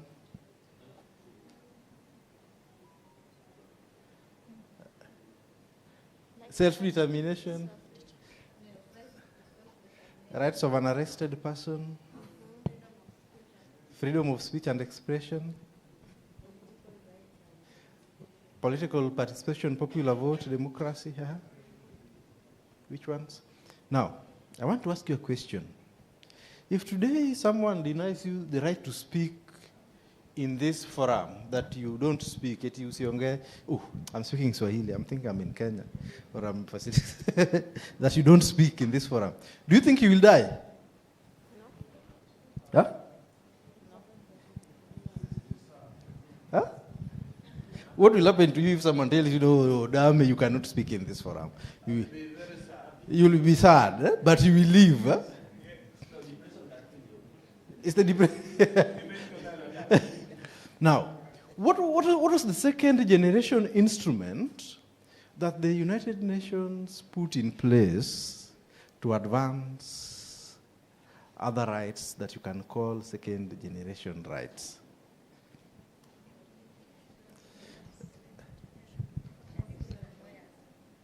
The second generation, some people call them the second generation rights that the United Nations put forth to further entrench human dignity and self-determination that were not related to civil political rights.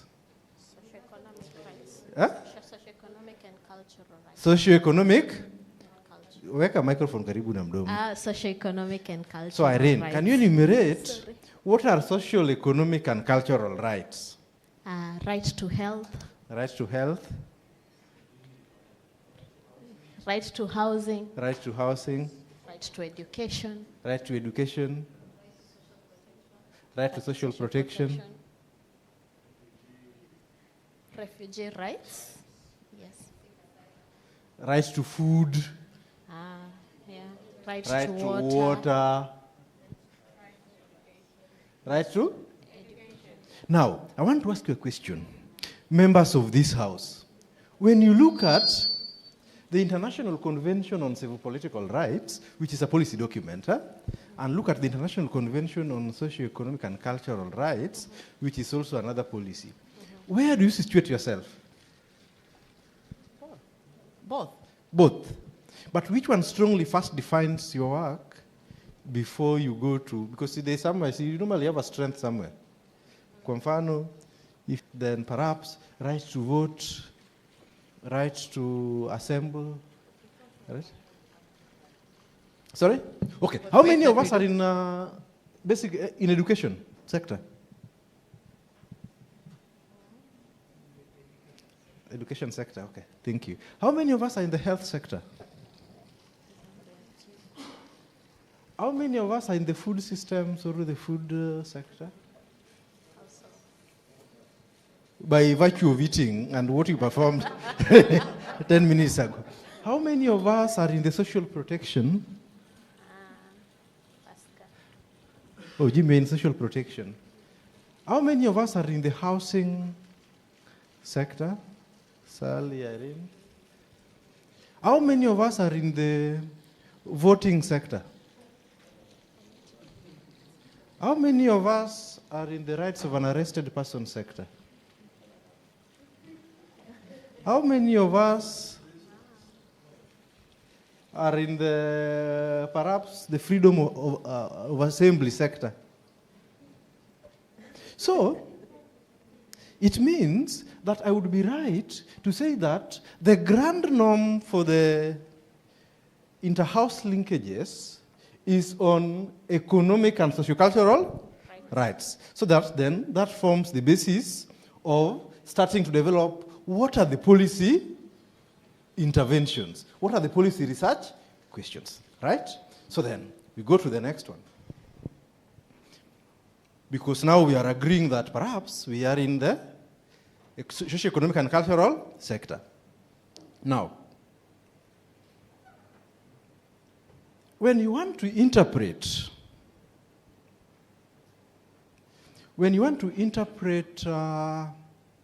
socio-economic rights, for instance, because we have agreed we are in education, we are in food, we are in health, we are in housing, and such, which are socio-economic rights. When we want to interpret them for policy research, what are the agreed, strands of interpretation that have been developed by these particular policy instruments? Because they are normally standards, right? Just the same way yesterday we were debating, and we were saying that there's quantitative and qualitative. That means that there's a particular standard. Now, the first one is that there are always 4, but you can normally add the 5th one, because this will take us into strategies and house interlinkages. That the state has got an obligation, that there's progressive realization and allocation of maximum available resources, and that's why we were very happy when we saw our colleague from the Treasury in Kenya, that there are minimum core obligations, that there are non-discrimination, and that there's participation and transparency. So that then, in any policy research, then we go back to the grand norm and ask ourselves that what are the strands of interpretation and where do we find ourselves? So that then our interpretation, I don't start interpreting what I do in the health sector on the basis of what should be done in the right to vote sector. That one will throw me off guard, because then from a policy perspective, then we will most likely end up with conflict of policies or conflict of laws. Now, we've spoken about hierarchy of norms, the constitution, the laws, the regulations, policy guidelines, and then the treaty bodies. We've spoken about what perhaps the Human Rights Committee do with the International Convention of Civil Political Rights, what the Committee on Economic and Cultural Rights do, the Committee on Elimination of Racial Discrimination, if you're doing something on rights of the child, basic education, if you're doing something on elimination of discrimination against women and such.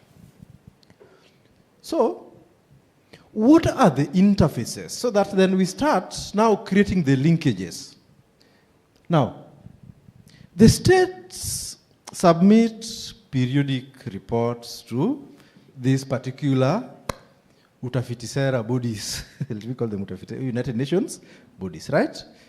As an accountability mechanisms after a particular period of time, because they are state parties. Now, when states submit reports, the committees, for instance, the Committee on Economic and Cultural Rights, will normally have constructive dialogues with experts, with NGOs, with individuals. So the question that we need to ask ourselves, Jim, in this house or in this inter-house meeting, is that to what extent is the evidence generated by food systems, by urban governance, Kenya, Rwanda, by health sector, used, to what extent is it used to inform the deliberations of the special committees of the United Nations? Because we have agreed in the grand norm that is a basis upon which the policies are being made. Because these committees give states what we call concluding observations for policy considerations. And I said this is related to Dr. Nyinguro, because he asked a question yesterday. He said, how is the evidence that you are generating influencing the global perspectives? So then, and I was told that how do we create interlinkages within houses? So then the question would be also that when the Committee on Economic and Social Rights is reviewing Kenya, how is the evidence generated in the House used to inform the policy at that particular global level? That's the first strand of interlinkage and in the establishment of the grand norm that I was doing. Secondly, the committees are normally formed by experts. For instance, if Jim is an expert on health, then he will be a member of he has got the capacity of being a member of the United Nations Committee on Economic and Social Rights. And they want to rely on evidence to give countries recommendations. So then, it means that the evidence that is generated from the House then should reach Jim at that particular committee. But then how does it reach him? Through shadow reports. So then the question that we should ask ourselves when we convene next is that among the countries that are members of the Utafiti Sera, how many of us have submitted shadow reports that are informed by the evidence that we generate to this special United Nations committee at the global level? So that then we meet the experts and engage for concluding observations to inform our policies. So that then we could coalesce at the country level. Pamoja Trust will submit evidence on housing. Our colleagues in the education sector will submit evidence on education. Our colleague in food systems will submit evidence on right to food. So that then ultimately the concluding observations come back to inform policies. So that then we submit a single report. But we can speak on the different rights. So that then we inform policy. We've done it severally, and these things are not new and they are not very far from us.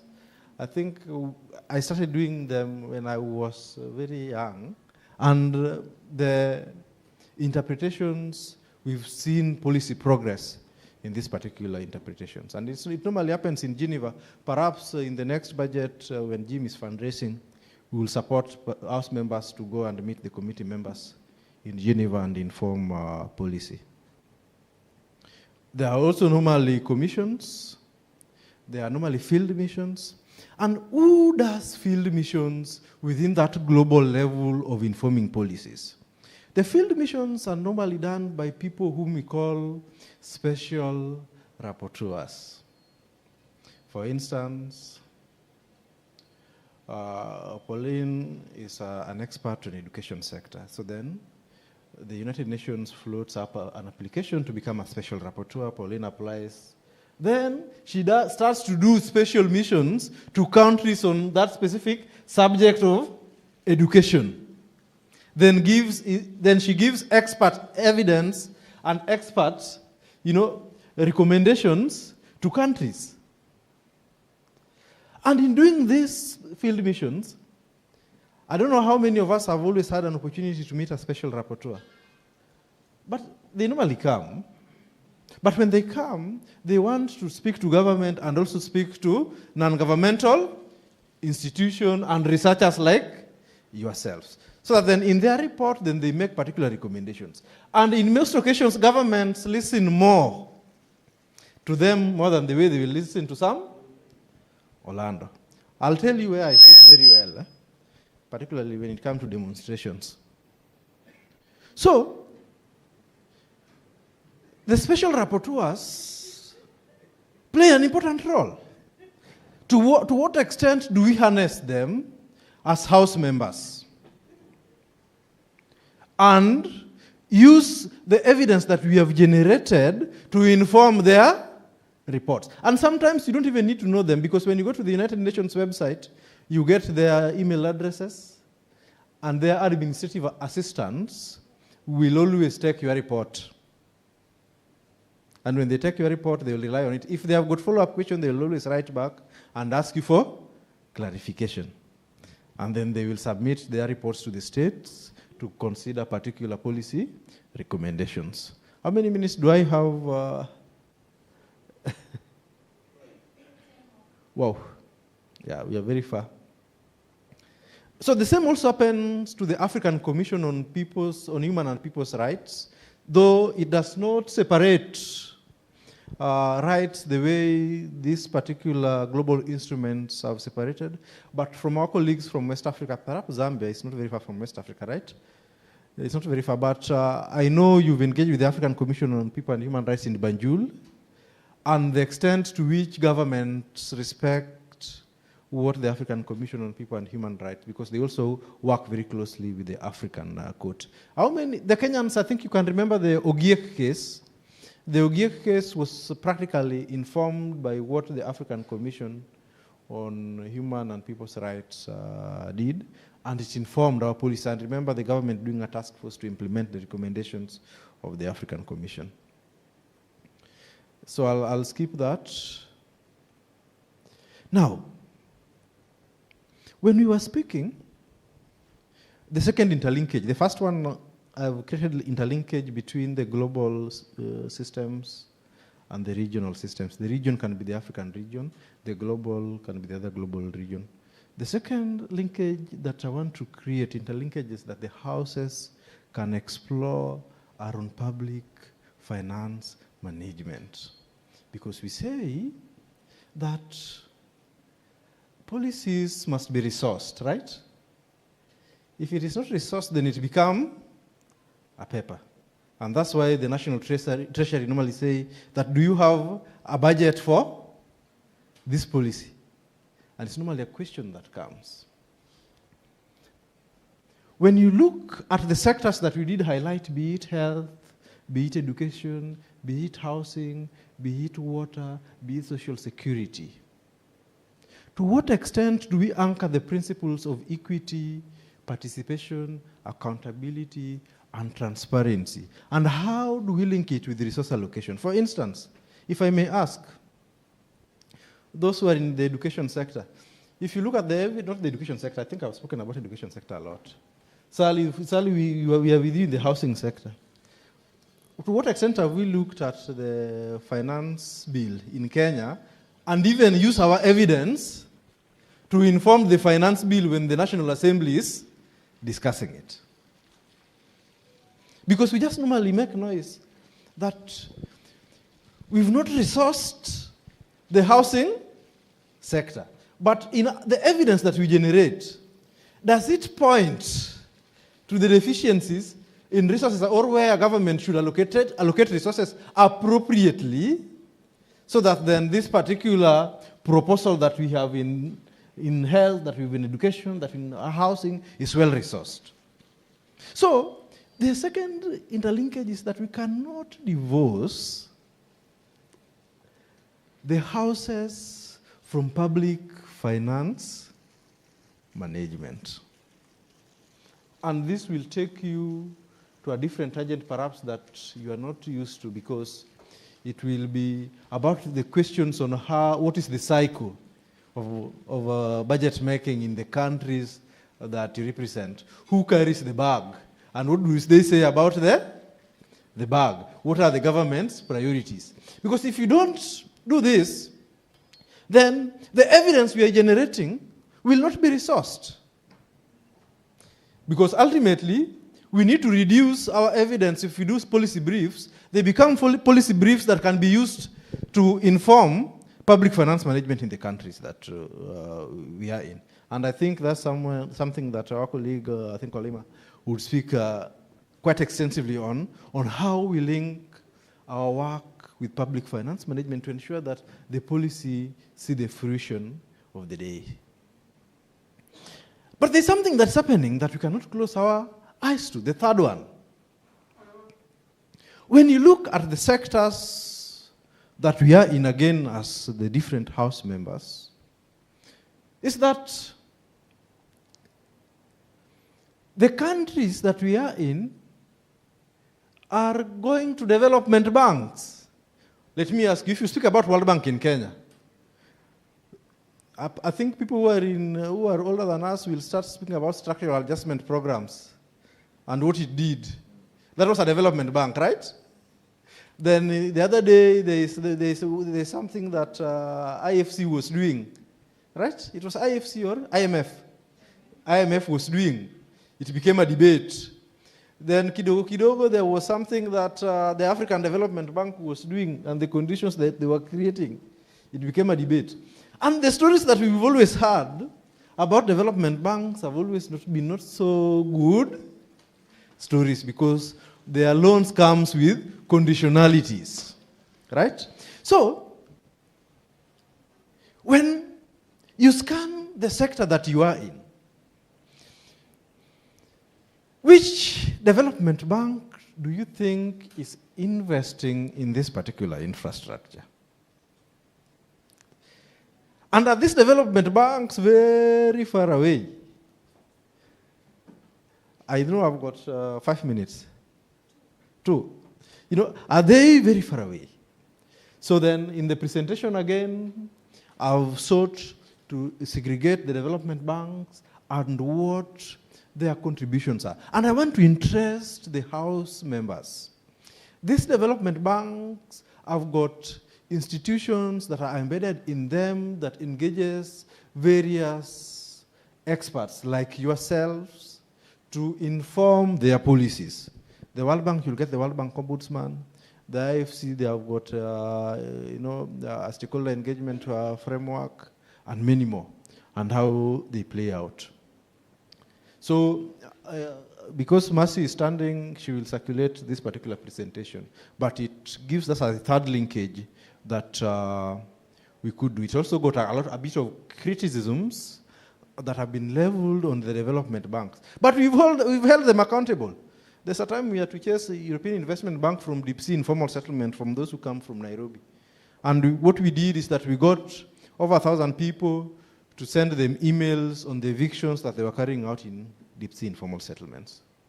So not that they are very far away. So then it breaks down what happens. Now, strategies, just give me 5 minutes if you don't mind. Now, strategies of invited and invented spaces. The fourth interlinkages of the houses. In policy, there are 2 spaces, right? There's the invited space that, there's a public participation meeting. Can you kindly submit your petitions and memoranda? We will be holding meetings in these halls. And that is a space that the evidence that the House has generated can inform policy. For instance, when the Treasury called for the public to make input on the MTF4, I remember jointly with other House members, we submitted a memoranda. Then we were called to go and make oral presentations.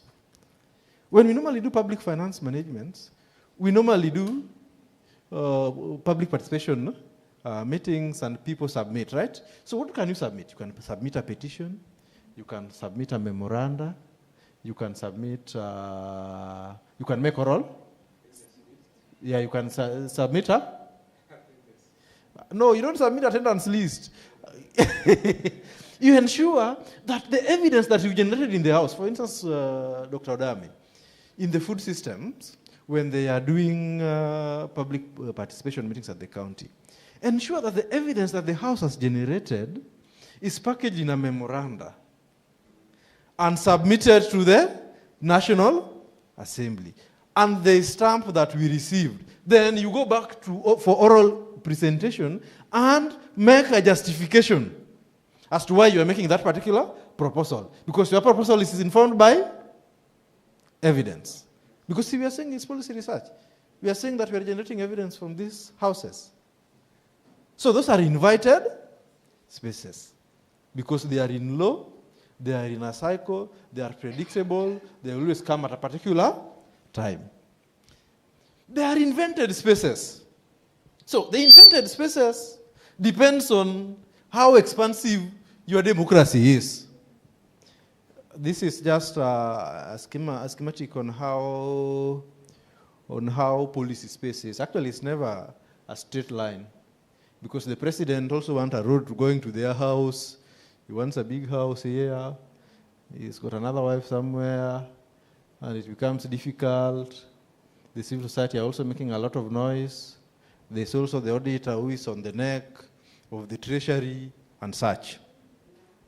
So it's so confused. But then how do you find your space? So within Kenya, these are spaces that the various houses can exploit. And how do you exploit them? Petitions, memorandums, oral submissions.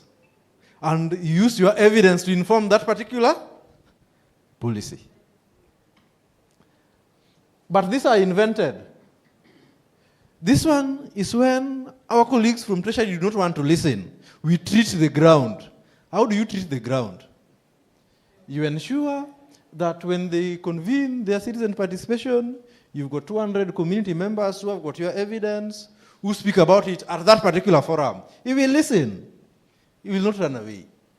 Petitions and memoranda, civilian oversight committees. If there was a housing program somewhere, you've got housing committees that then consume your evidence. Participatory budget formulation. If you use a budget that you do not like, you do a people's budget.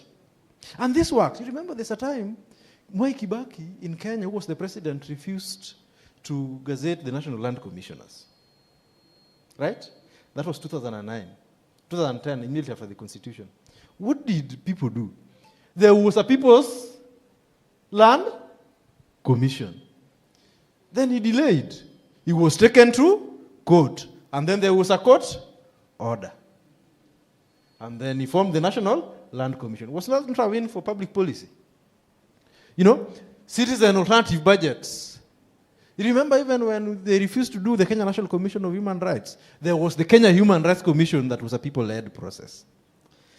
I know even in the university, you have go to WASU.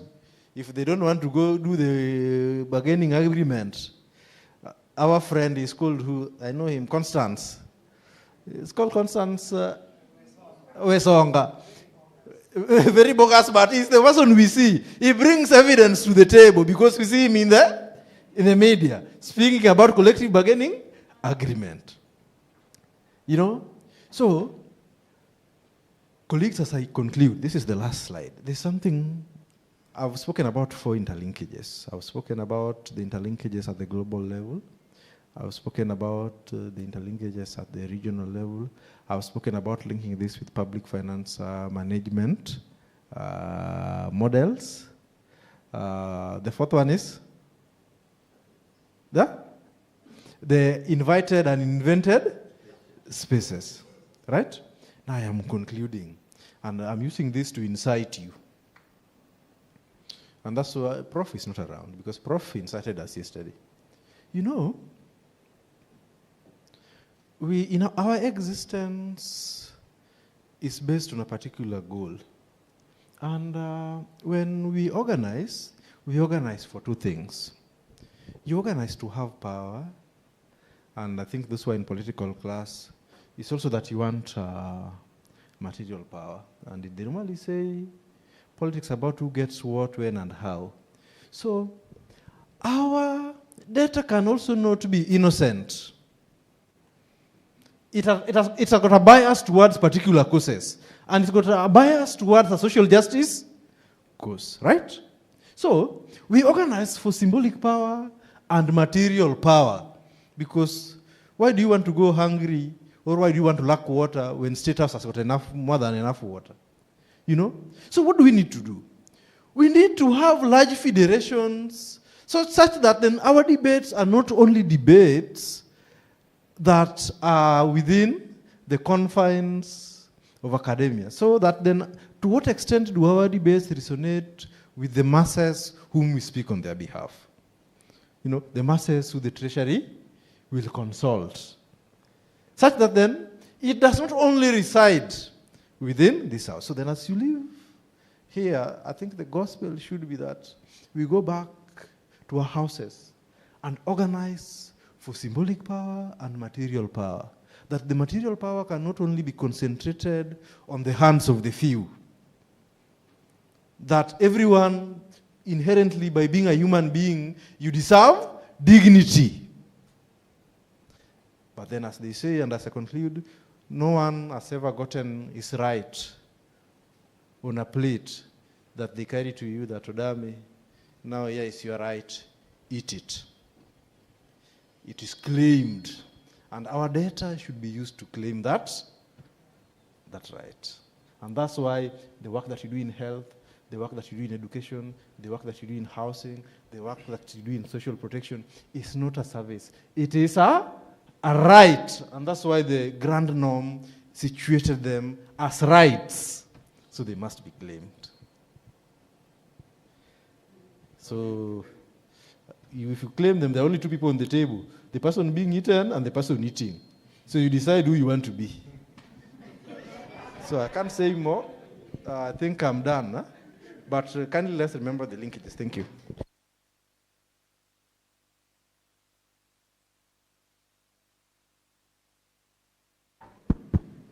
Thank you, Orlando, for an insightful session. We want to be done by 1:30. I hope you'll give us 30 minutes to conclude this session. So I want to divide us into groups, and we are going to look at themes on possible collaboration. Kevin, you can project the questions. You have a question? Some. All right. Just 5 minutes.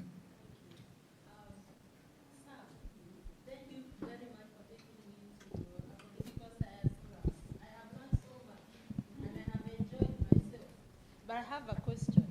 When I'm designing an intervention, a project, I go back to regional, international, as well as national priorities. You know, those developmental goals that we have. Actually, I rarely think about the policies, so I've learned. That's why I'm very grateful.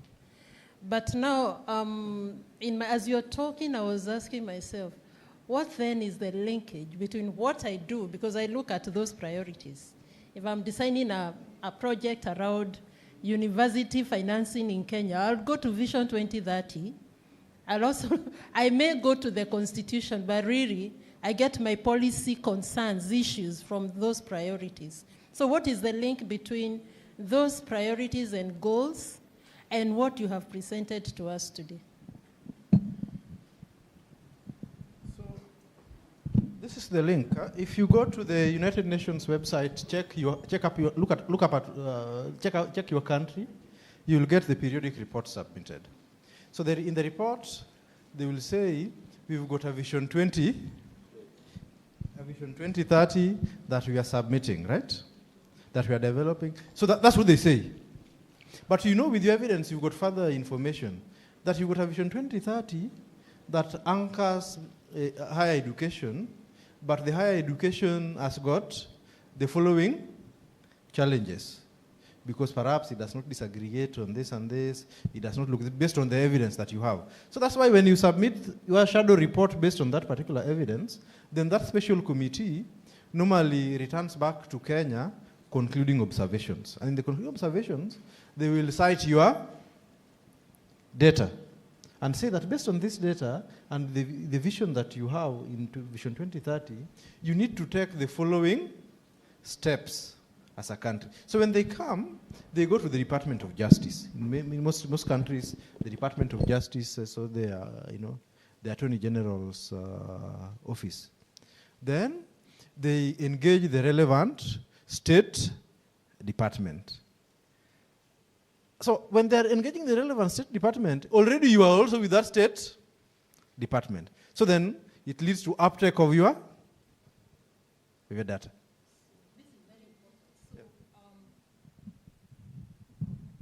Practically, I've just concluded a project. We've just concluded a project at PASGA on Kenyan university financing. And we've already started, I think I mentioned that yesterday, we've already started seeing uptick at the departmental level, state department level. So then what you're saying is that it does not rest there. Then it finds its way up. Very insightful, thank you.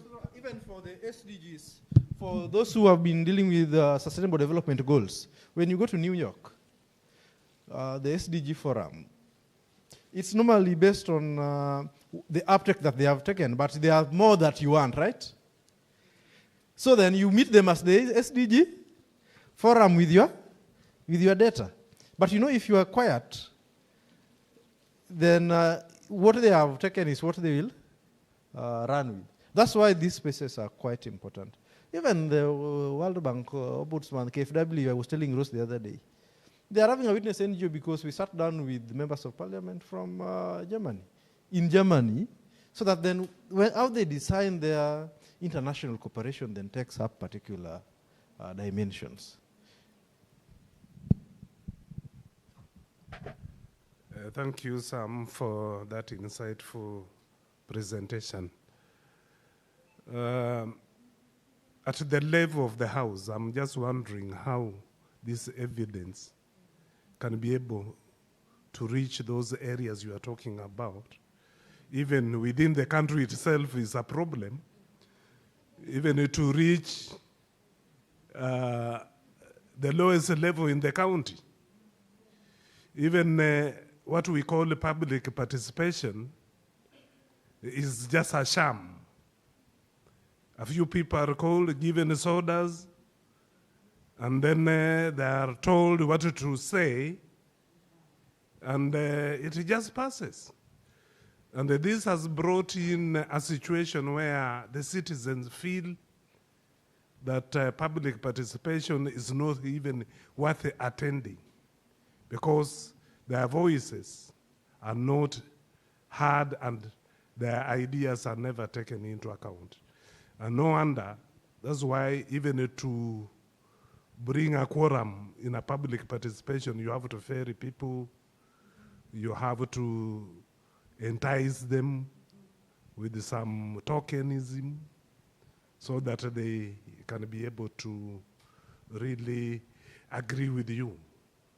So even at county level, even at national level, we still have very gray areas in the issue of public participation. So then how do you advance your evidence?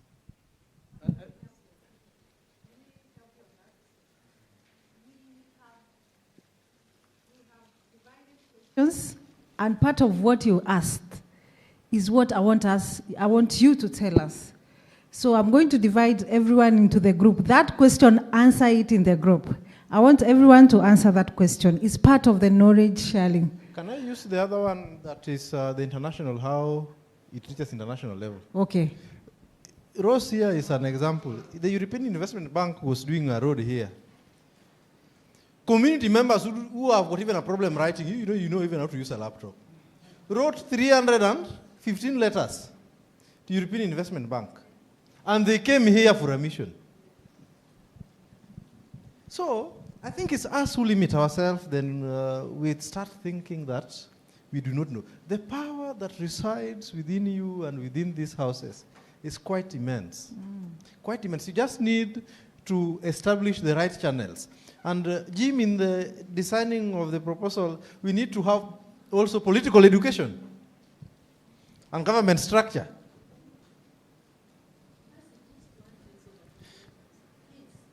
You know, we're going to have a session for question and answers. Okay. It came out yesterday. I'm seated here and I'm thinking, linked to, because this question was my question. Yesterday there was the issue of capacity development. Is this something that we are missing, that we now need to talk about it more at the Utafiti Sera houses? Yeah, I didn't want that to go out. But, you know, if you don't do this work, when we go to heaven, God will say that you are coming here, but you did not do your work to humanity. Feel free. So time is enough. And in Africa, time starts when people arrive. Yeah. Even lunch will start when we arrive. You know,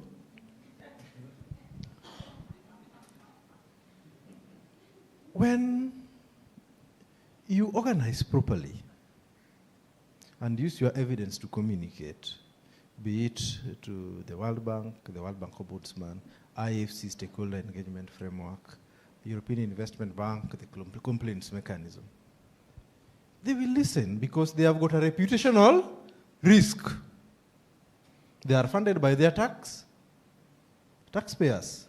And they are not helping us. They are giving us loans. After all, you will pay, you die, your children pay, your children pay. So we have got an obligation to hold them accountable. And it's got an obligation. And where they arise their responsibility. Secondly, is that when we go to public participation meetings, we also need to call ourselves to order. To what extent do we normally give the Treasury evidence-based data in terms of memoranda and petitions in those public participation meetings? So that then, if he relies on that particular data, then it is data that he can say that this is based on evidence that this community has generated. And that is what informed the community strategic plans. And when we were developing the community strategic plans, it came from the framework that we had in the Urban Governance House in Nairobi. So we used another donor to develop 9 community strategic plans across Kenya. What did World Bank do? They went to the Ministry of Transport, Urban Development and Housing in Kenya, and they told the Ministry of Transport, Urban Development and Housing that we need to develop community development plans. And which framework did they use? The same framework. And what did we do as a house? We also did a bid like the rest of the people. And we are doing community development plans in Nairobi. So the products that you generate can also generate more resources for your houses. And the experts there are members of the house. So that then, that particular expertise, even if today, Utafiti Sera will say that we are slowing down, we are having this conversation with Hewlett, it will mean that that particular concept has now been engraved in the processes of government and development financing.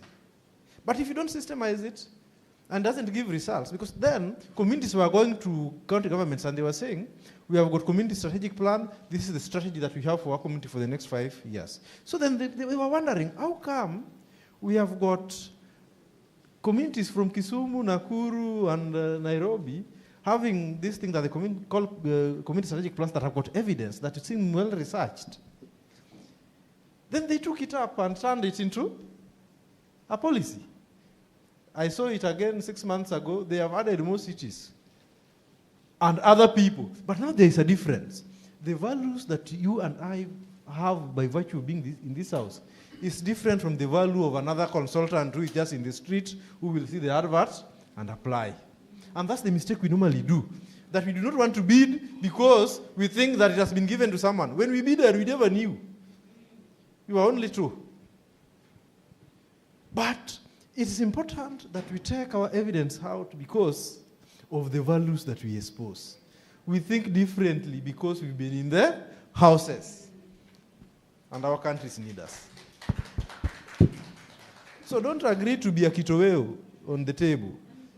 Pull a chair and also contribute in eating the pudding. Thank you, Orlando. So I want us to go to the groups. I'll give you 15 minutes. Part of what Sam has presented and the questions that have been asked are questions that we are asking. So you have the answers of part of the questions. So we are going to talk about strategic alignment. I want you to tell us how Utafiti Sera approach complements to the goal of our partners. I'll give you the questions. In terms of partnership, how can existing Utafiti Sera houses be expanded through partner platforms? What Sam was talking about. What opportunities, this is in capacity strengthening, what opportunities exist for mentorship, training, or fellowships through collaborations? Sustainability, how can partnerships and collaboration ensure continuity of Utafiti Sera houses beyond the project cycle? How can partnership ensure mutual benefit and sustainability? What Orlando was talking about. In terms of knowledge sharing, how can collaborations and partnerships ensure communication of evidence? And finally, value addition. What value can potential collaborators bring? I'll share the questions on the table, and I want to divide the groups in terms of the houses. So 4 houses, the YEC will join, FST will join the YEC houses. Please, we have 15 minutes, and then from there, each group will have 5 minutes to do their presentation. We can go to our groups. Thank you.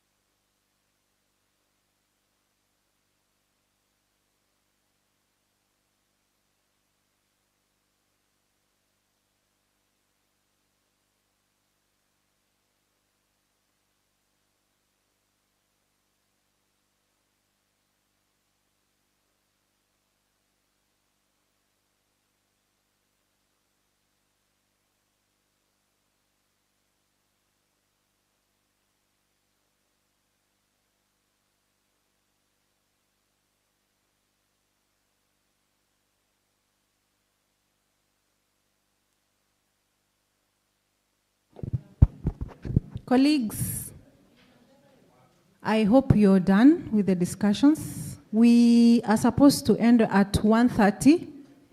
We go for lunch. When we are back, you will do your presentations. Are we together? I'm not getting a response. We're together.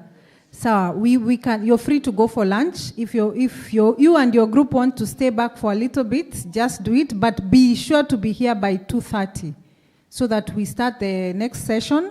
Do presentations, then Jim takes over. Thank you.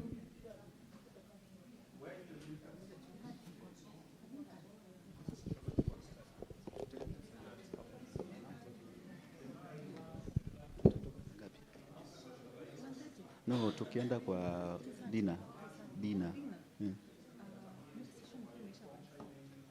Okay.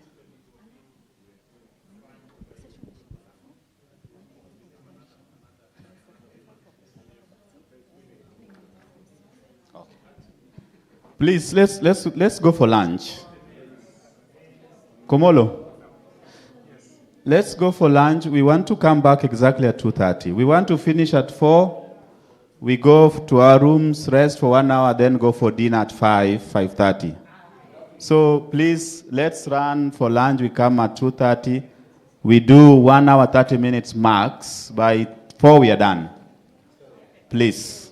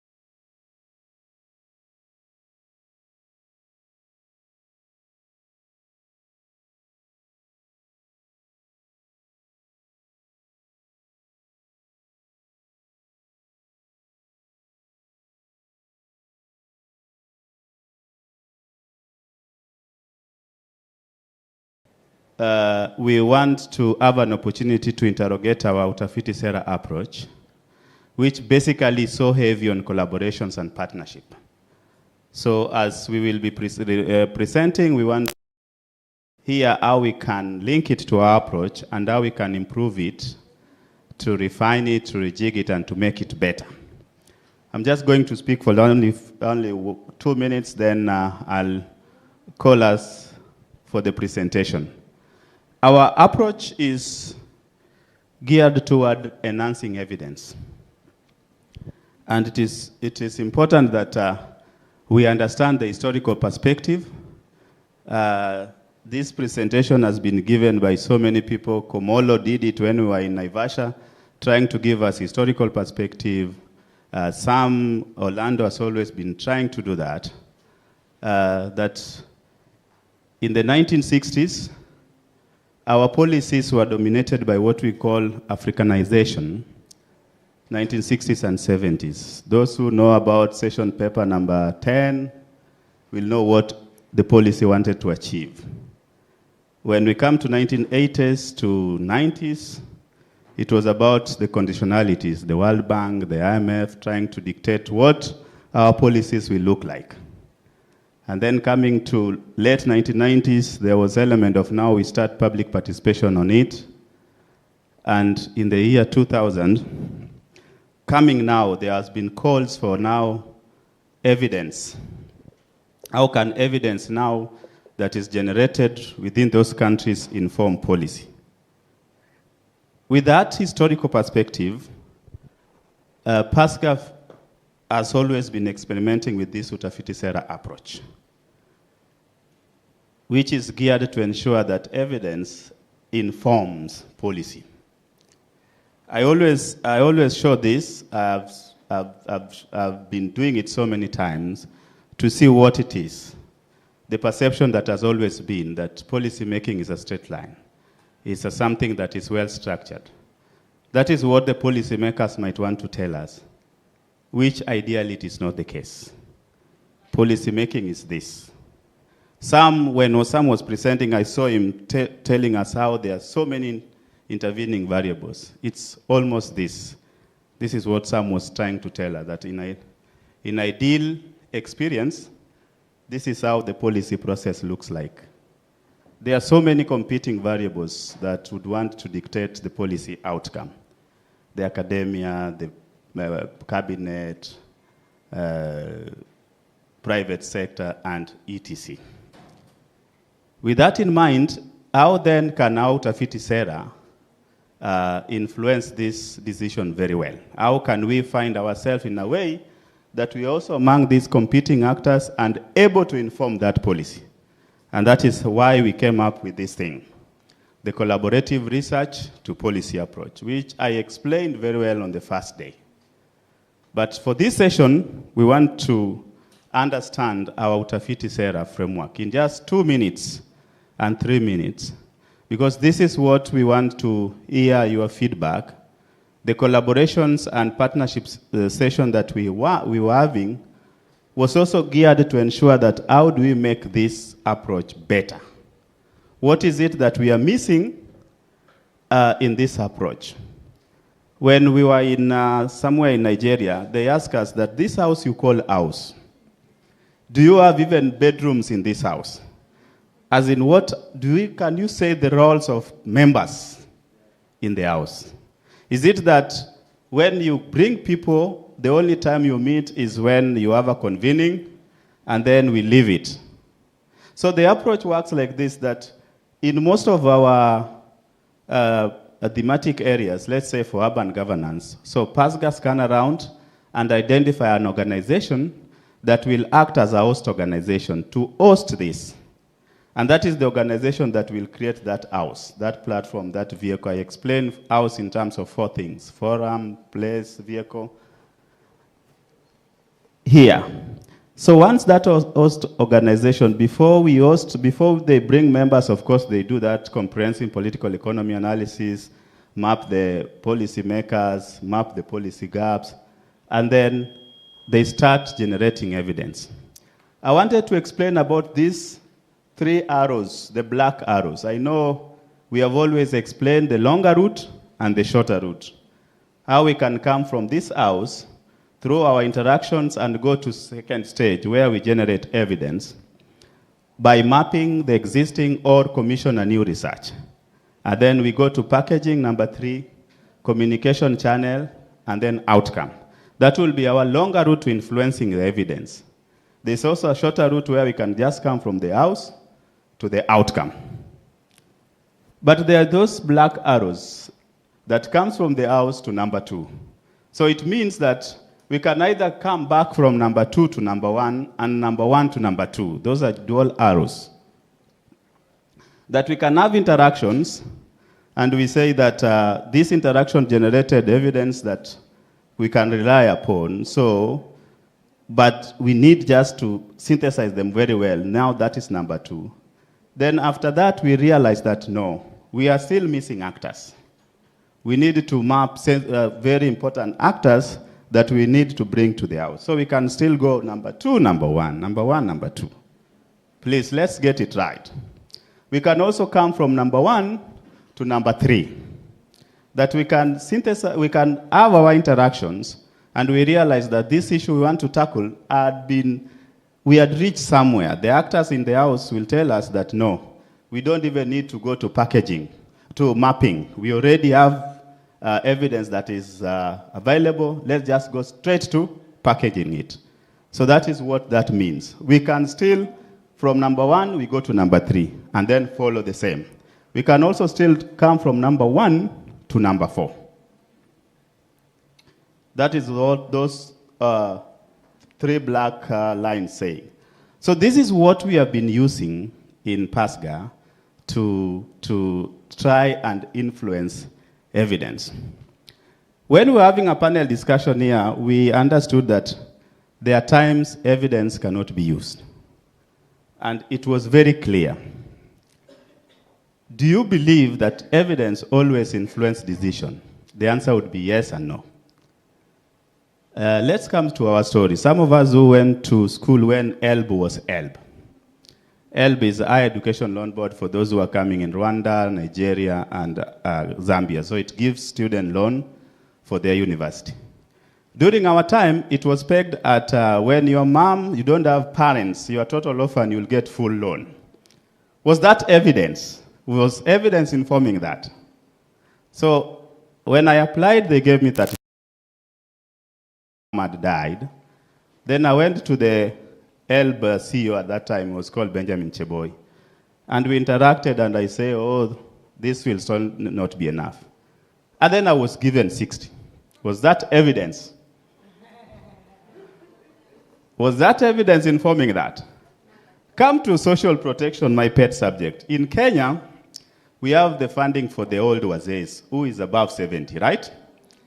I read somewhere that in a home, it should only be one person who is 70 who can get it, right? But does it mean that anybody who is 70 years and above needs it? But why? Okay, if that is true, then does it mean that why would you limit in a home that 2 people who are 70 should not get it? Does it mean that that evidence was not good, or what is it? People have been telling me that you remember the nomination of political parties when they nominate people to represent youth, to represent people with disabilities. You see somebody, for instance, has been nominated to represent the youths, but is not a youth.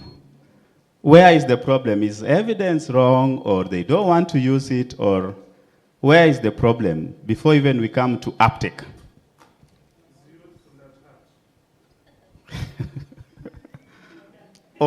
Those who understand Oburu Odinga, he was nominated to represent the youth. You remember that case? You are telling me he was youthful at heart? That was not youthful at heart. That was the other thing beyond evidence. And that is why I agree that even as we struggle, we must understand that political environment, sometimes they not even want to rely on that evidence, but they want to rely, if it is 2 years or 3 years to election, it is about re-election campaign. So So I want us to have a candid conversation on this. This is the last time we are presenting it to Inter-House, and we thought this is the largest group of people, especially from the houses, that will give us really candid information. Does it work? When you bring these people together, the houses, what is it that we need to do to make it better? Does it just stop at bringing people in the house and then we are done? Does it stop at only packaging evidence or communication channel? If that is so, then why are we not able to inform all the policies we want to inform? As we are going to represent, please let us also link it with this approach. We are so heavy on collaboration. Look at number 1. It is all stakeholders, stakeholders, stakeholders. Do we just bring them without, we don't even care about how to collaborate or to build partnership? Where is the plan? How can we improve it? Please. I want to hear from the academia. This is what we have been experimenting with for the last 10 years. We want to throw it out to the world now, especially Africa, that this is now an indigenous approach for evidence-informed decision-making originating in Africa. We want to see how best we can improve it, how best we can refine it, and as well as hone it as our members of the House and our key stakeholders. So with this in mind, I want to now invite all the groups in less than 20 minutes. Just give us your presentation as we try to also see how we link and what to improve. Then after that, I will call Professor Nyinguro to come and start us off, give us real case experience of how evidence might not inform policy or inform, and then we pick it from there. We just want to have it as a plenary. We don't want to have groups. For the next 1 hour, then we go prepare for our dinner. Which group is ready to start us off? The youth.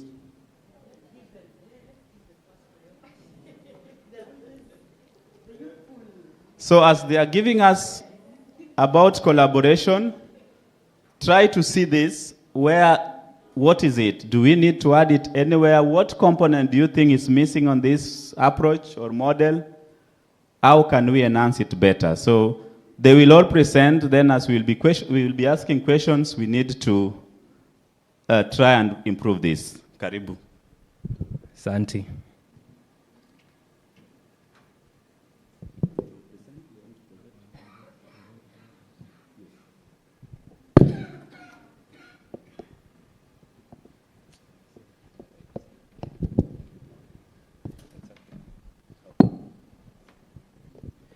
Good afternoon, everyone. So we are the youthful group, and as our assignment, you are to look on how Utafiti Sera approach complement the goals of partners. And through youth employment creation, we designed a youth engagement platform with the county government to engage the youth in policy process. This provided an opportunity to thrive in agriculture and agribusiness. These complement the priorities of the Ministry of Agriculture on youth employment creation, ensuring food and nutritional security. So the other thing you had to look into was the partnership and capacity strength. So in partnership, we leveraged ICT hubs through national governments for technology and innovation dissemination. For capacity strengthening, existing opportunity, partnering with TVET's colleges, peer running, and benchmarking visits. On sustainability, we build capacity of counties to ensure continuity beyond Utafiti Sera. Identifying areas of synergy, that is Kabe, is now part of the youth sector working groups. Finally, on knowledge sharing and value addition, on knowledge sharing, we leverage on existing digital platforms, ICT hubs, existing platforms, exhibitions, shows, public participation, and training. For value addition, that is the synergy between partners, that is TVET partners, the youth, that is to develop an apprenticeship framework for reskilling. That is upgrading the skills of the youth so that they can have skills in agribusiness and even farming as well. This has contributed to a decent wage, for instance, in the sugar and the horticulture sectors. Thank you. Thank you. As the second group is coming, so what I could pick is capacity strengthening, sector working group, leverage on technology. I would want us to have conversation on where should they be in our approach. But let's go to the second group.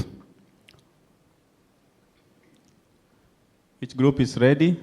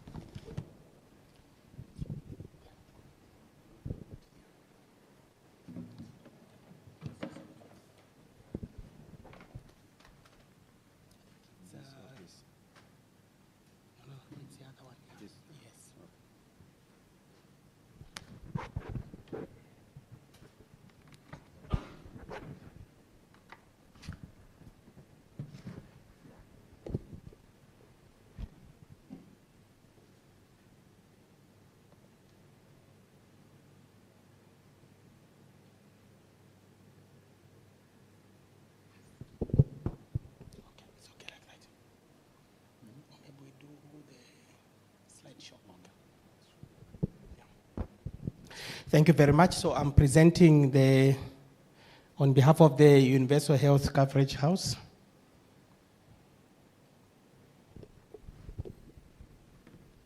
So regarding the first question, which centered on strategic alignment, what we discussed, of course, the question was, how does Utafiti Sera's approach complement the goals of our partners? So we said, using this approach, you are bringing various partners to one common platform in order to co-create evidence, because that platform will allow people to speak freely. So it will be a multi-sectoral approach that the Utafiti Sera approach brings. So this is very, very important. Once that convening is done, and then you can have results. So on partnerships, what we discussed is that incorporating the Utafiti Sera approach into the existing platforms of the various partners. So meaning that different partners will have their own different platforms, but if you incorporate the Utafiti approach, then it becomes very, very easy, because you're not bringing in new things, but you are fitting into what is already happening. And then the next point on the partnership was to create a portal or a platform for house members to share knowledge, share resources. So this will be free resources. Again, this enhances partnership. On capacity strengthening or capacity building, so here we said it will be important, to strengthen capacities within the different and various houses, because we realize that different houses have different specialties, different experiences, different trainings. So we are going to leverage on the individual strengths of the different partners, and then we tap into that to strengthen each other. So this was to do with capacity building. On sustainability, there were 2 questions. So one was dealing with how can partnerships and collaborations ensure continuity long after the Utafiti Sera houses and beyond the project life cycle. So we said we need to enhance the usage of this approach among house members. If it is accepted, then long after the project, you continue using the approach.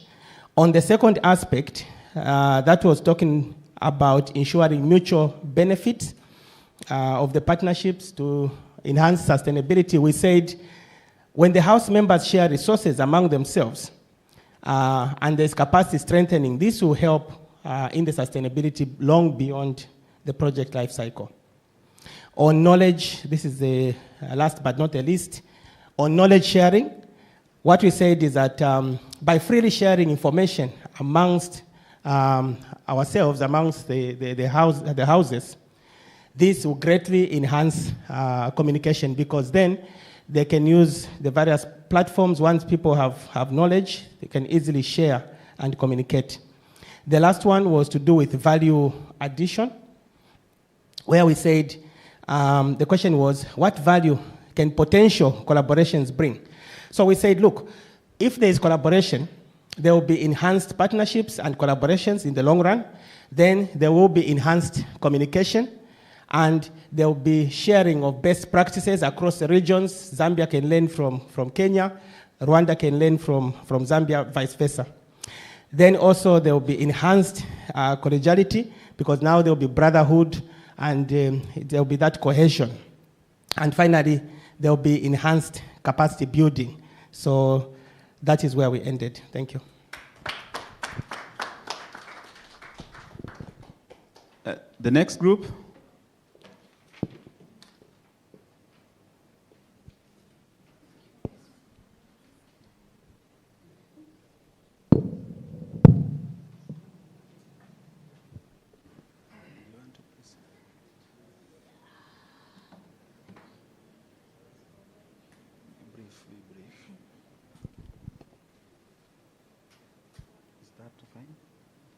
Yes, okay.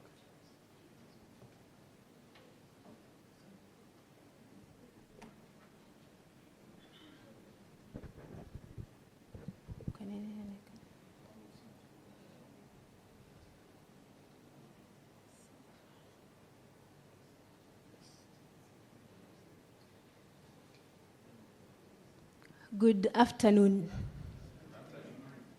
Okay. So on how we complement goals of our partners, we discussed that evidence-informed approaches aligns with the partners' goals. As you can see in that diagram, we have communities, we have evidence, and then we have other partners. So, and you can see the interaction is that communities could have evidence that is important for other partners to use, maybe in informing policies, and also sometimes in making decisions, and sometimes even in resource mobilization. And you see that other partners sometimes also have information that is important, because then they transform the realities of the communities. So that's how we complement with other partners. And then also provides a platform for evidence gathering, sharing. And you can see that list there, that within the pool of partners, we implement in terms of needing each other, in terms of wanting to build trust, wanting to share and disseminate information that is generated between and within partners. And also sometimes identifying partners that are key in taking up the evidence that is generated by another partner. So that is how the interaction would be important in that way. In the second aspect on how can existing Utafiti Sera houses be expanded, number one, and we borrowed heavily from the presentation by Orlando, is that we could expand engagement by including the international reporting systems and the mechanisms, and also looking at the PFM, which is public finance management aspect, and the budgeting process the budgeting processes, and also integration of the house knowledge and evidence into other thematic area of focus. And this one we're looking at the urban governance house in Nairobi, because when we started, our focus was infrastructural development, focusing on transport sector. But we have realized that the knowledge and the evidence that the house is coming up with could be important to inform other development processes. For example,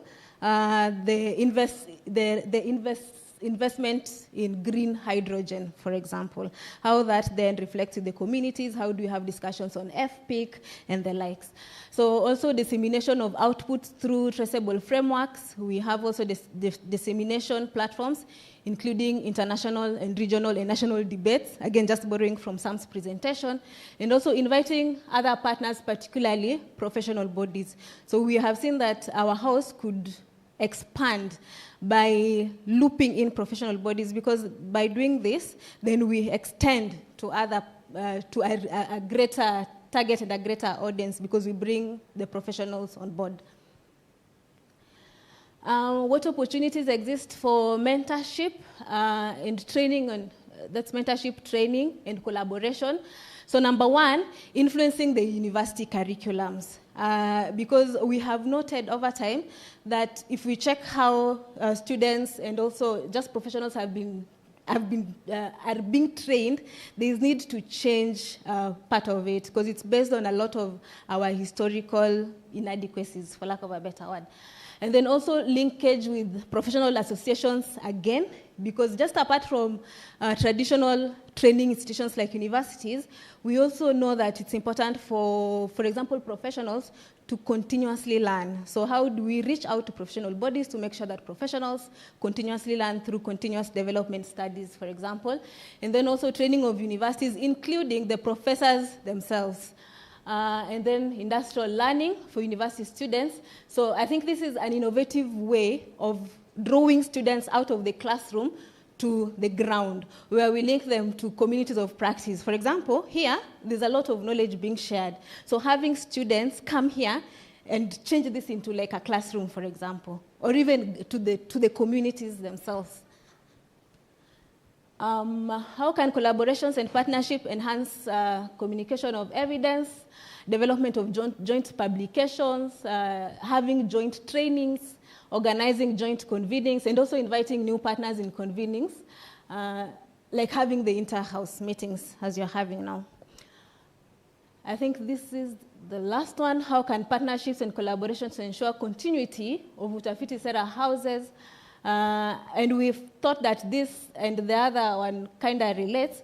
So again, joint proposal development, and as you can see, it's joint, just working together, building partnerships. Value, what value, how do we do value addition? Of course, looking at also the stakeholders that we have. So we are saying sharing the knowledge, sharing the experience, bringing in the expertise. So this is what the stakeholders that we have on board, this is the value that they bring.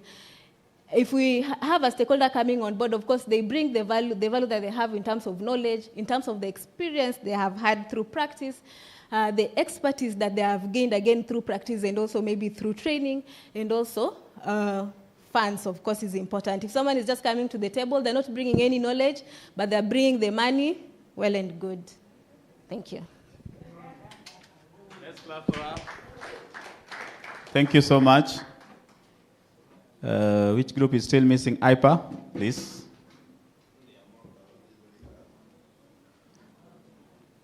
Mercy, did we have academia in this? Oh, okay, fantastic.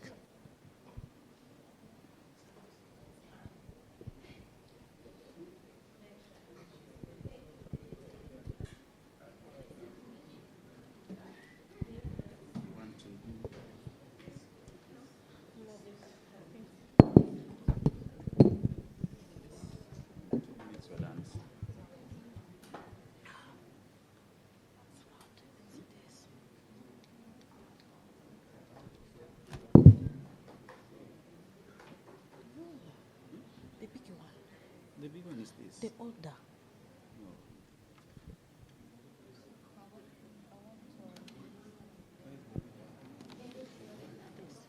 Oh, no, we don't have that. This is what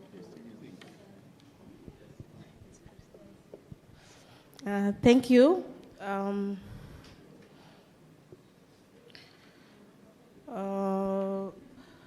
We discussed on how the Utafiti Sera complement the goals of IPAS by its area of intervention. IPA Rwanda has 3 areas of intervention. It's policy analysis and research, public debate and dialogue, and capacity building. So this is the way Utafiti Sera approach complements with the goal of IPA. So, in partnership, the existing Utafiti Sera house can be expanded into our annual conferences by collecting evidences presented on urban governance and city transformation challenges and come up with policy that can inform decision making. When talking about capacity strengthening, there should be many inter-house workshops that can strengthen the capacity of house members. We should establish fellowship program for young graduates or other graduates, such as in-house or out-house PhD postdoc trainings. And for sustainability, there is a need to identify non-exhausted issues in urban governance and city transformation, or evaluation of the socio-economic impact generated by Utafiti Sera approach, or to apply Utafiti Sera approach in other research domains such as agriculture, economics, community development, and so on. Talking about knowledge sharing, we have discussed that could be done in 2 ways, digitally or physically. In digital, we thought it could be the interlinkage of house done by PASGA, which can help to share experience and ideas, because this can help to house evidence to reach wide audience, or creation of or establishment of many inter-house workshops like this one we are having, where researchers, politicians, civil societies could be gathered together to identify cross-country pertinent problem and sharing experiences. As value, we thought the potential collaboration will create more trust, skills, lesson learning, experience, motivation, innovation, and creativity. Thank you.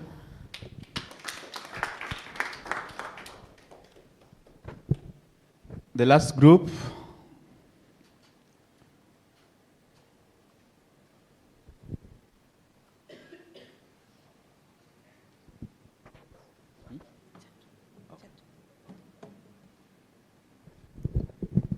Hello, good afternoon. Okay, representing the academia, researchers, think tank, and policy culture study. So I'm going to represent our discussion based on each category. So strategic alignment, answering how does Utafiti Sera approach complement the goal of our partners? So we had 4 points. So number 1 being skill development on a global citizen aspect, collaboration in terms of consensus building that can align among the stakeholders based on priority, informing continental agenda, knowledge and research sharing among partners, improving organization visibility. So on matters on partnership, how does existing Utafiti Sera houses be expanded through partners platform? So we had 4 points: participation in cross-sectoral research, information sharing in partners event. For example, conferencing, government partnership platform, social media, and symposiums. Resource mobilization for joint research, memorandum of understanding between partners, capacity strengthening. What opportunity exists for mentorship, training, fellowship through collaborations? Okay, so offering scholarship to Utafiti Sera houses, student exchange programs, payment of motivational allowance, or in other words, stipends, using leveraging students to carry out research, or youth involvement. So in matters of sustainability, how can partners or collaborations ensure continuity of Utafiti Sera houses beyond project circles? So we have resource mobilization, use of available expert resources, bid for consultancy using our in-house experts, monitoring and evaluation, mainstreaming of the activities of lapsed project or program in PASGAR annual plan. How can partnerships ensure mutual benefit and sustainability? So memorandum of understanding being the first point, building of trust between the parties or building confidence within the parties involved, sharing vision and values, and lastly, opening communication, cross-cultural communication, and even open knowledge.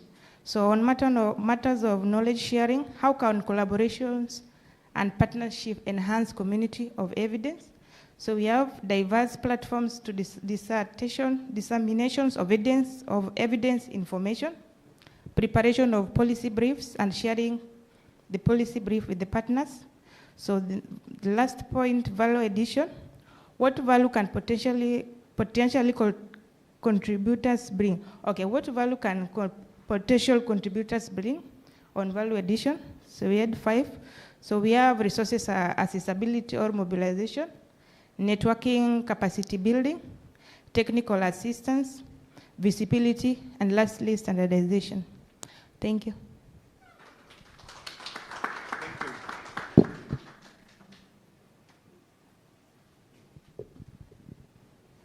Thank you so much. I want to open it up now. I know I've captured over 5 things, but I want to call Prof.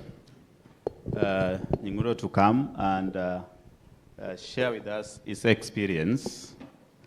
And then after that, I will open it up. I want houses, especially the leaders, to tell me what we need to improve, what work well or not. Just come, Prof.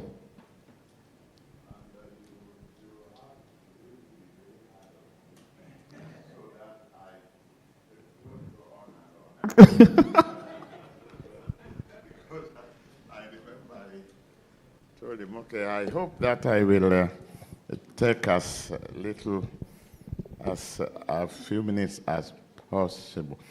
Now, I'm standing before you here actually as an amalgam of theory and practice.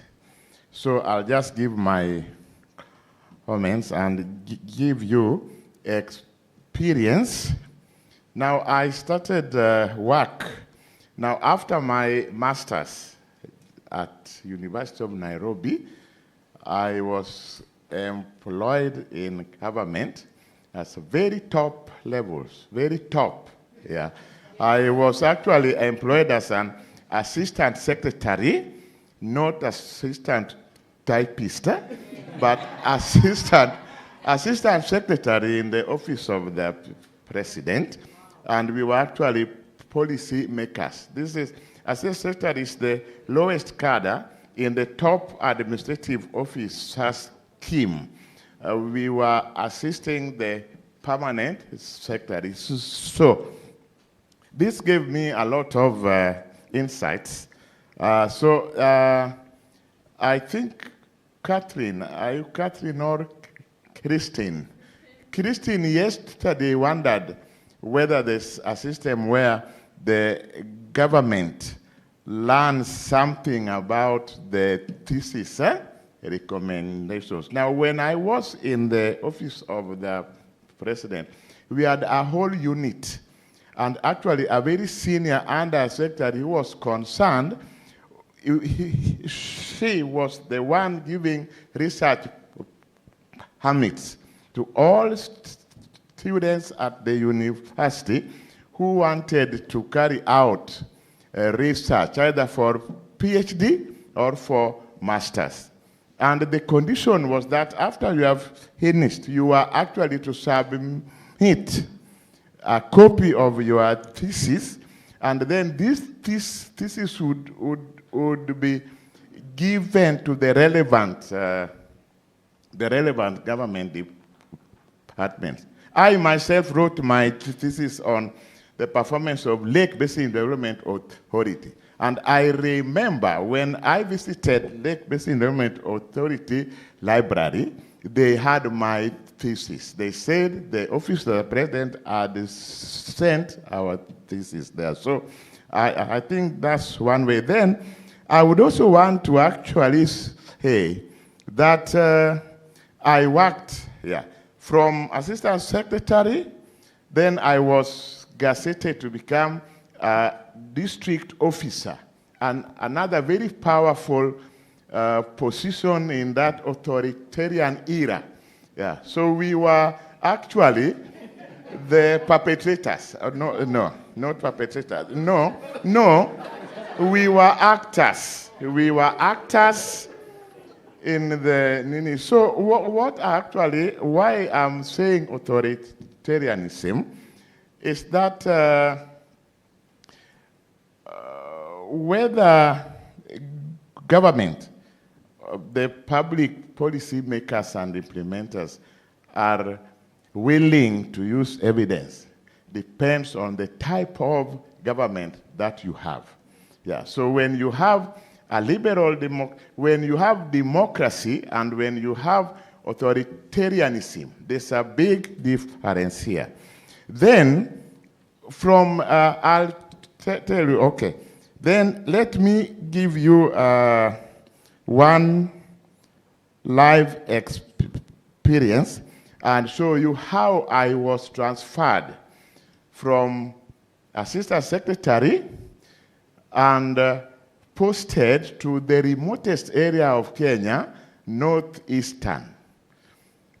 It has something to do with government refusing to take evidence. Now, in the Ministry of Health, because I was transferred from Office of the President to Ministry of Health, again, Assistant Secretary. And I was in charge of budgeting for all health facilities in Kenya. Of course, I was not doing it myself, but I was the one, if there was any query in Parliament on health facilities, I was the one actually to answer them. So, the budget cycle always started in August, after the other budget cycle. So, I would spend 1 whole year collecting data, right, from all health centers. I would send my people, they go get them. Then we would sit down in the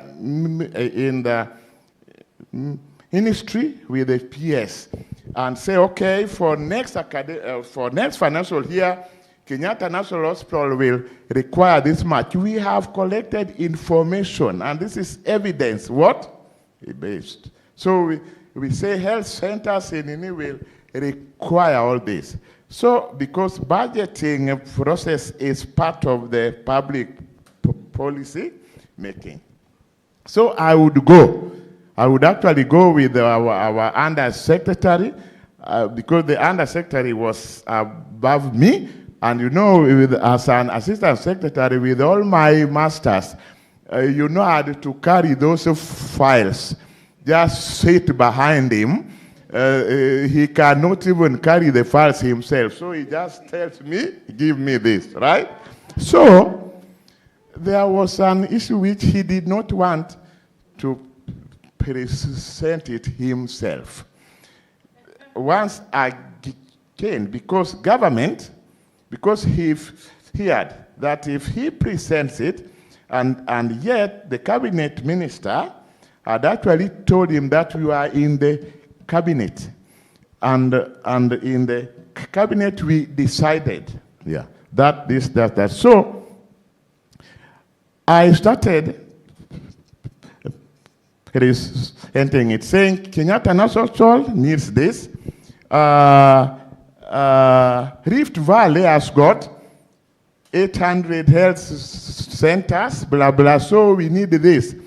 I was stopped by the permanent secretary who was chairing the budget meeting. That young man, don't bore us with you went to Rift Valley, this. So if you are asking for money to be allocated for X-ray, now, how much did we give you last financial year? Then I start saying, okay, you gave them 100 million, but this year we have collected evidence, we have worked. He said, stop there, young man. If we gave you 100 million this year, add 5 million, so it becomes 100 million next. Can you go to the next item? So that means, therefore, that sometimes we don't understand why officers, actually, government officers work very diligently. They spend a whole year collecting that data. But when you reach government, so what is the solution here? Solution, advocacy. I think somebody said advocacy. Networking. You start influencing members of the Parliamentary Health Committee, right? That you know we have done this, that. So, another one. When I was also in, after that incident, because I made a lot of noise and was always saying, you cannot make me collect data for a whole year. And then you need. Then I was told, University of Nairobi, where you have come from, students throw stones. This is not where you throw stones.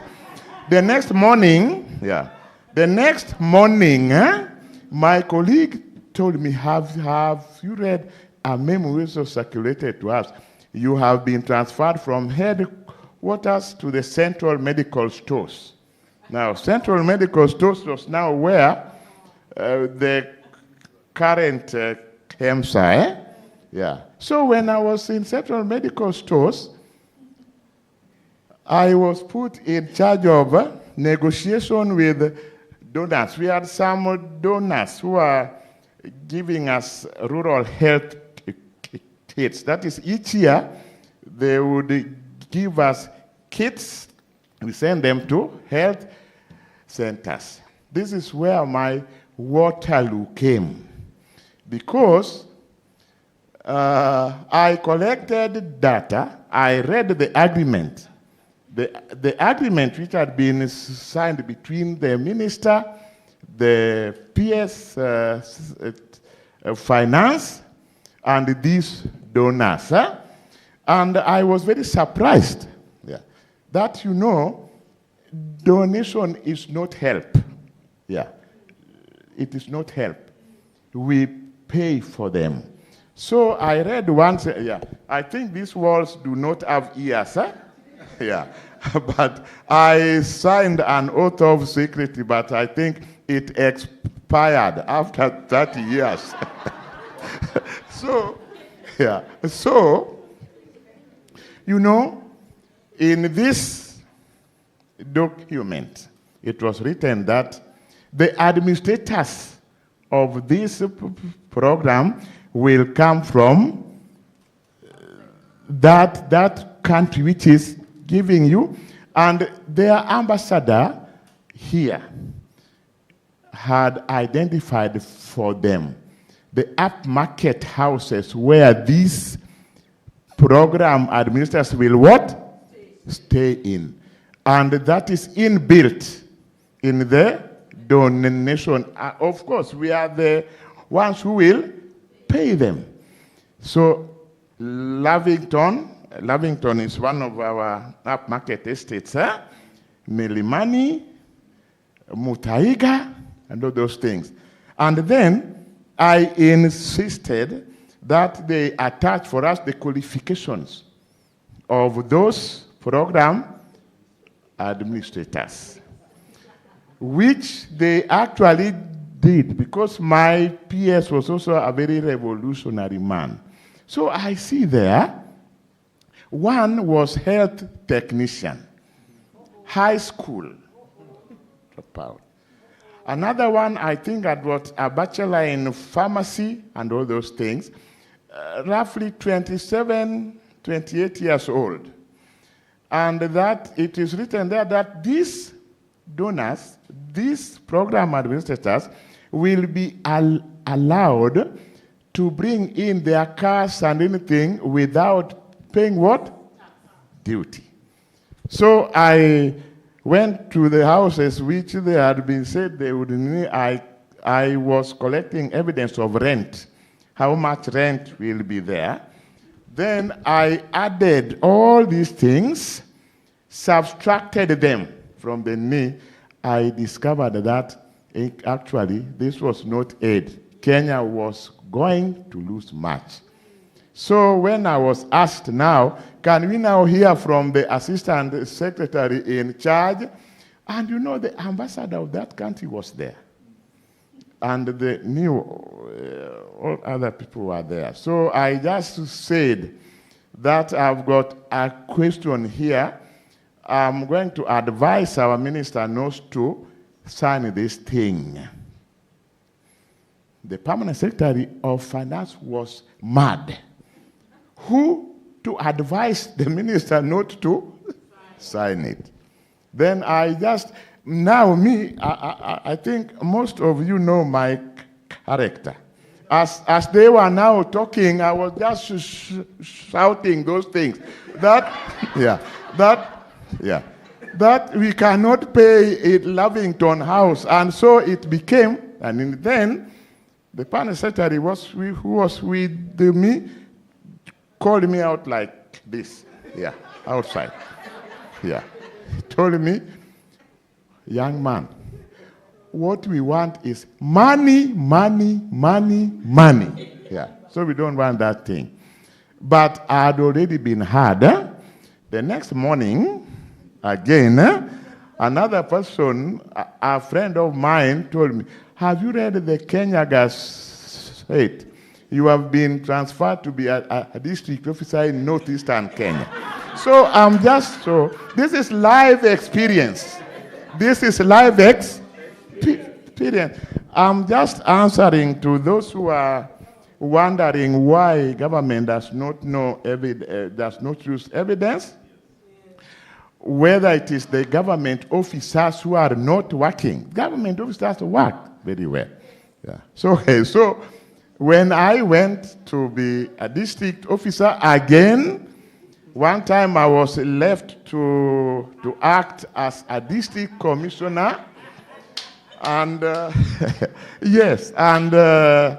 you know, the district commissioner who was leaving he was going to Europe for some 1 month training. Had been told by the provincial commissioner that, okay, we have left Nyinguro to act. He's a good man, but make sure that you you finish all the tender meetings and all those things before he goes. So these are the issues that are there. So as a district officer, that's where public barasas come in, right? So here I would want to say that sometimes popular participation as a sort of evidence does not work, because sometimes cultural inhibitions. Like I worked in an area where women were not supposed to talk, but they had to attend my public barasa. But when when I'm talking, the women were not supposed to look men in the eye. So they sit facing that way. It is only the men who sit facing me. That already was a restraining issue. Yeah, so I think, so that I don't bore you very much with all these things, I just want to note here that if you use institutionalist theory, I think we will discuss that tomorrow, and elite theory, yeah, that there is a collusion between political elites and government elites, which means that they collude to frustrate hard, heavy evidence. Yeah. That the government wants to hear only evidence which they want to hear. Another thing also which you may not know, why sometimes your evidence which you have collected and you have taken it to government does not work is this. Government is a political institution. Do you know that, and I think this is not Kenya only, even US, government relies more on evidence collected by the intelligence unit. And they have securitized every item, even education. And they suppress, in fact, ours we call them NIS. Yeah? You should actually know, I'm revealing to you, that all the so-called public participation barasas, what in Rwanda you call citizen forums, the NIS is there.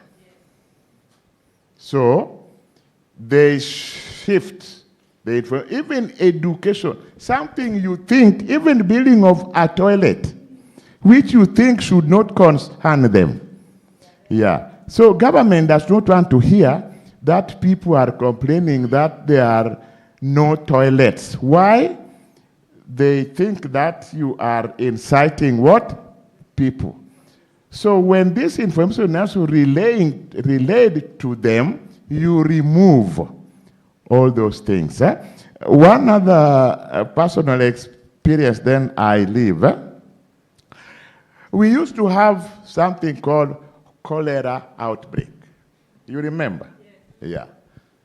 So, but government was very keen not to have people think that government is not working. Because when there's a cholera, then people, so one time, once again, I think these walls have no ears. One time, yeah, we had a cholera outbreak. I called a security committee. Now, why should a security committee discuss whether to combat cholera or not? So, I asked, and my security, the division of security committee had got a military man, because I was in the border area. Military man, a major, in fact, he rose to become Director General of NIS. Military man, the officer commanding police station at discussing cholera and others. So, the public health technician who was a member who I incorporated, you come to our meeting because you are the experts. Now I'm talking of factors that undermine expertise. Then we say that the DO, I say I'm going to announce to the public, call a baraza, now to control this thing. But the intelligence man, those days they were called special brand, tells me, be very careful about the language you use. Then we discussed that. Now, what language do we use? How do I tell them? Then, in the end, we decided I just become very vague. That there is a disease which makes people diarrhea, yeah, but it is not cholera. You see, how does that undermine effort to deliver health? Because you will not be able to tell the people that. So, in fact, there's so much that if I was to be here, I'd be here for long. I think you may have learned something out of those. Yeah, those who want to, those who still want more, you can buy some Amarula and we discuss later on.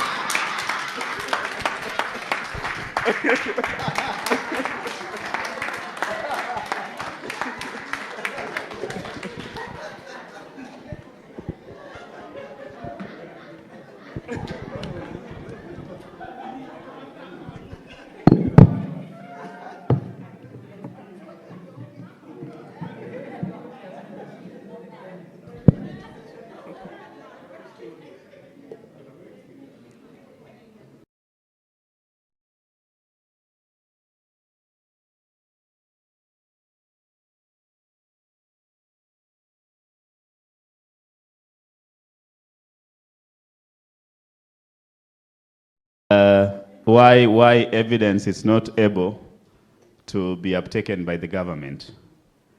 We say so much, that was so good, thank you so much.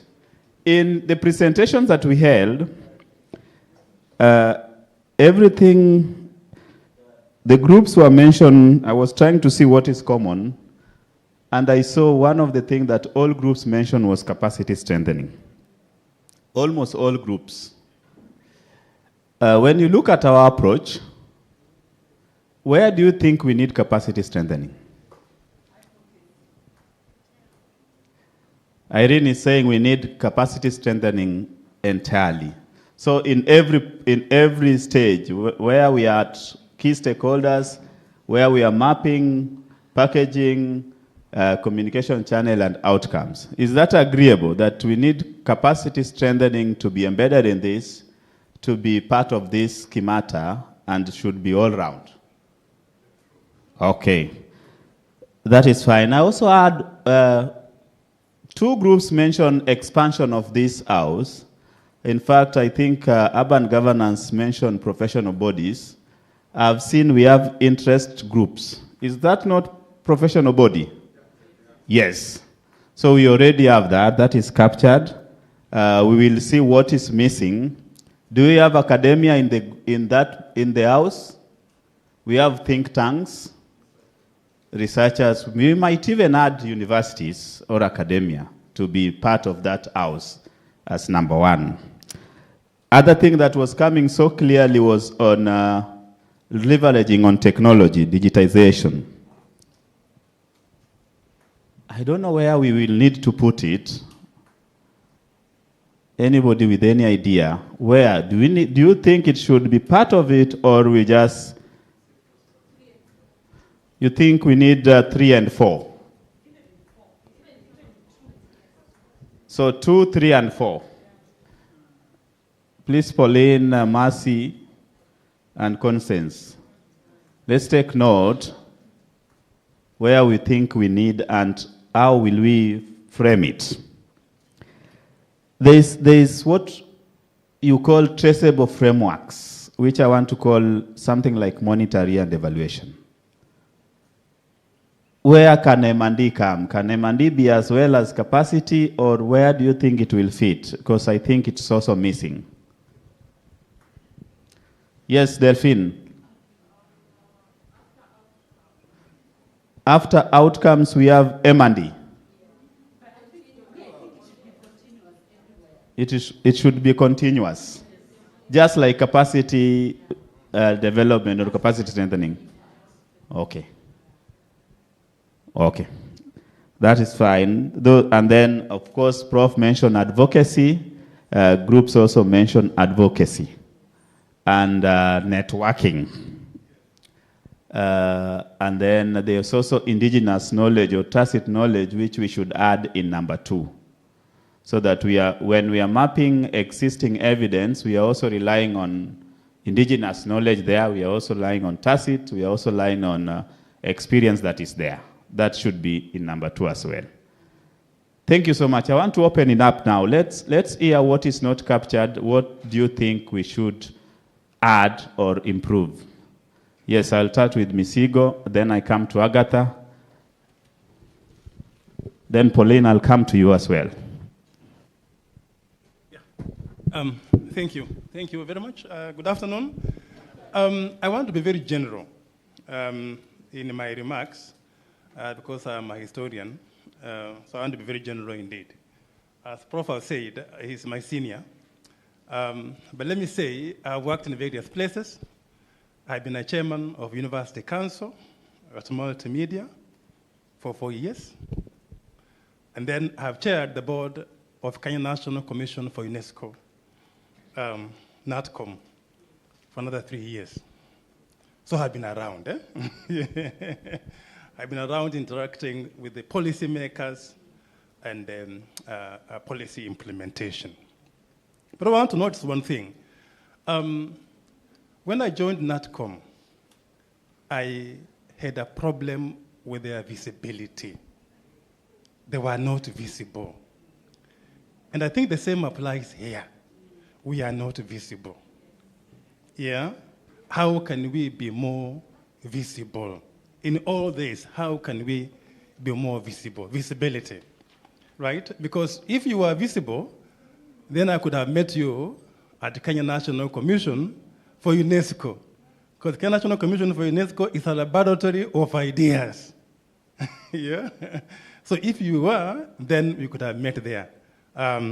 That's number 1. That's my first point, visibility, right? Then my second point will be, as we ask in history, why policy? You know, some of us are coming here for the very first time. But why policy? Yeah, why? Why do we need these policies in the first place? Right? So why policies? Right? So if you tell us why policies, then what we should go on to engage in is you train us to understand why policy. You train us to understand why policy. When I was a chairman, for a long time, I used to attend meetings under corporate governance. There's an institution called Institute of Directors. And they used to train us on how to lead board and so on and so forth. There is mwongozo that we were trained in. So why policy? And then how do we then get to know why policies are formulated and why they should be implemented? Then my third point will be, what kind of environment will these policies operate in? In UNESCO, we used to say, peace begins in the minds of men and women. So what kind of environment, cultural or physical environment, are we going to make these policies operate in? For example, if you are building a dam, for example, like where I stay in the University of Nairobi, you say there's a policy on accommodation, isn't it? But the accommodation is not there. But the policy is there. So the environment, for example, where there is war, how would that policy be implemented? So my final point will be, can we have, you see, as researchers, when you go to your email, there are these people who publish, isn't it? You always get those pop-ups from your email, eh? Publish with us, publish with us. I wish I could see that from Pascal. Thank you very much indeed. Thank you, thank you, thank you. Let's have Agatha. Thank you very much. I have also worked with the Ministry of Agriculture, and I've been a policy maker also at the county government. I've also worked at the intergovernmental institutions, especially for the agriculture sector, and now with the private sector. But I have noted conspicuously in policy development, the private sector misses out. In fact, the private sector, who is the implementer, is always brought at the very tail end to validate policy, which sometimes is too late. The voice is not adequately heard from the implementer's side, perspective. And therefore, I would wish that, although I can see from the House, in the House, among the stakeholders, there is other relevant groups. I would wish that we conspicuously bring into the House the private sector representation. I think that is important. Then on expansion of partnerships, my thinking is that Utafiti Sera can work closely with the other groups and other bodies specifically to inform policy. For example, let me just give an example where I am. We have the Kenya Private Sector Alliance. In the Kenya Private Sector Alliance works with the sector boards. For example, we have a sector board in charge of health. We have one in charge of agriculture, and I think we can create platforms through which we can jointly do evidence-informed advocacy. So that's one area where I think we can work very well together. And by doing so, we will be able to create platforms also through which to engage. For example, at parliamentary level, I think what Utafiti Sera is really doing is very commendable, providing evidence-informed, advocacy approaches, and we can create a platform with the parliamentary groups. We can create platforms with the cabinet and even at the highest level. So that's one area that I think we can also collaborate very effectively. Thank you. Thank you so much. Yes, Sam, I'll come to you. Let's start with Bosco. Just 1 minute, Bosco. Yes, thank you. Yes. I think in terms of the structure, the way the entire structure communicates, from 1, 2, 3, 4, up to the tail. It's well built. But I'm looking at the sustainability, and I am basing this on the example in Rwanda. The Utafiti Sera houses that they were established in the secondary cities. These are cities that were put in place by the policy to support the city of Kigali by distributing development. So you go to 5 secondary cities, then you form the houses. But you are in Kigali. How will these houses continue, to carry out the work of a normal house?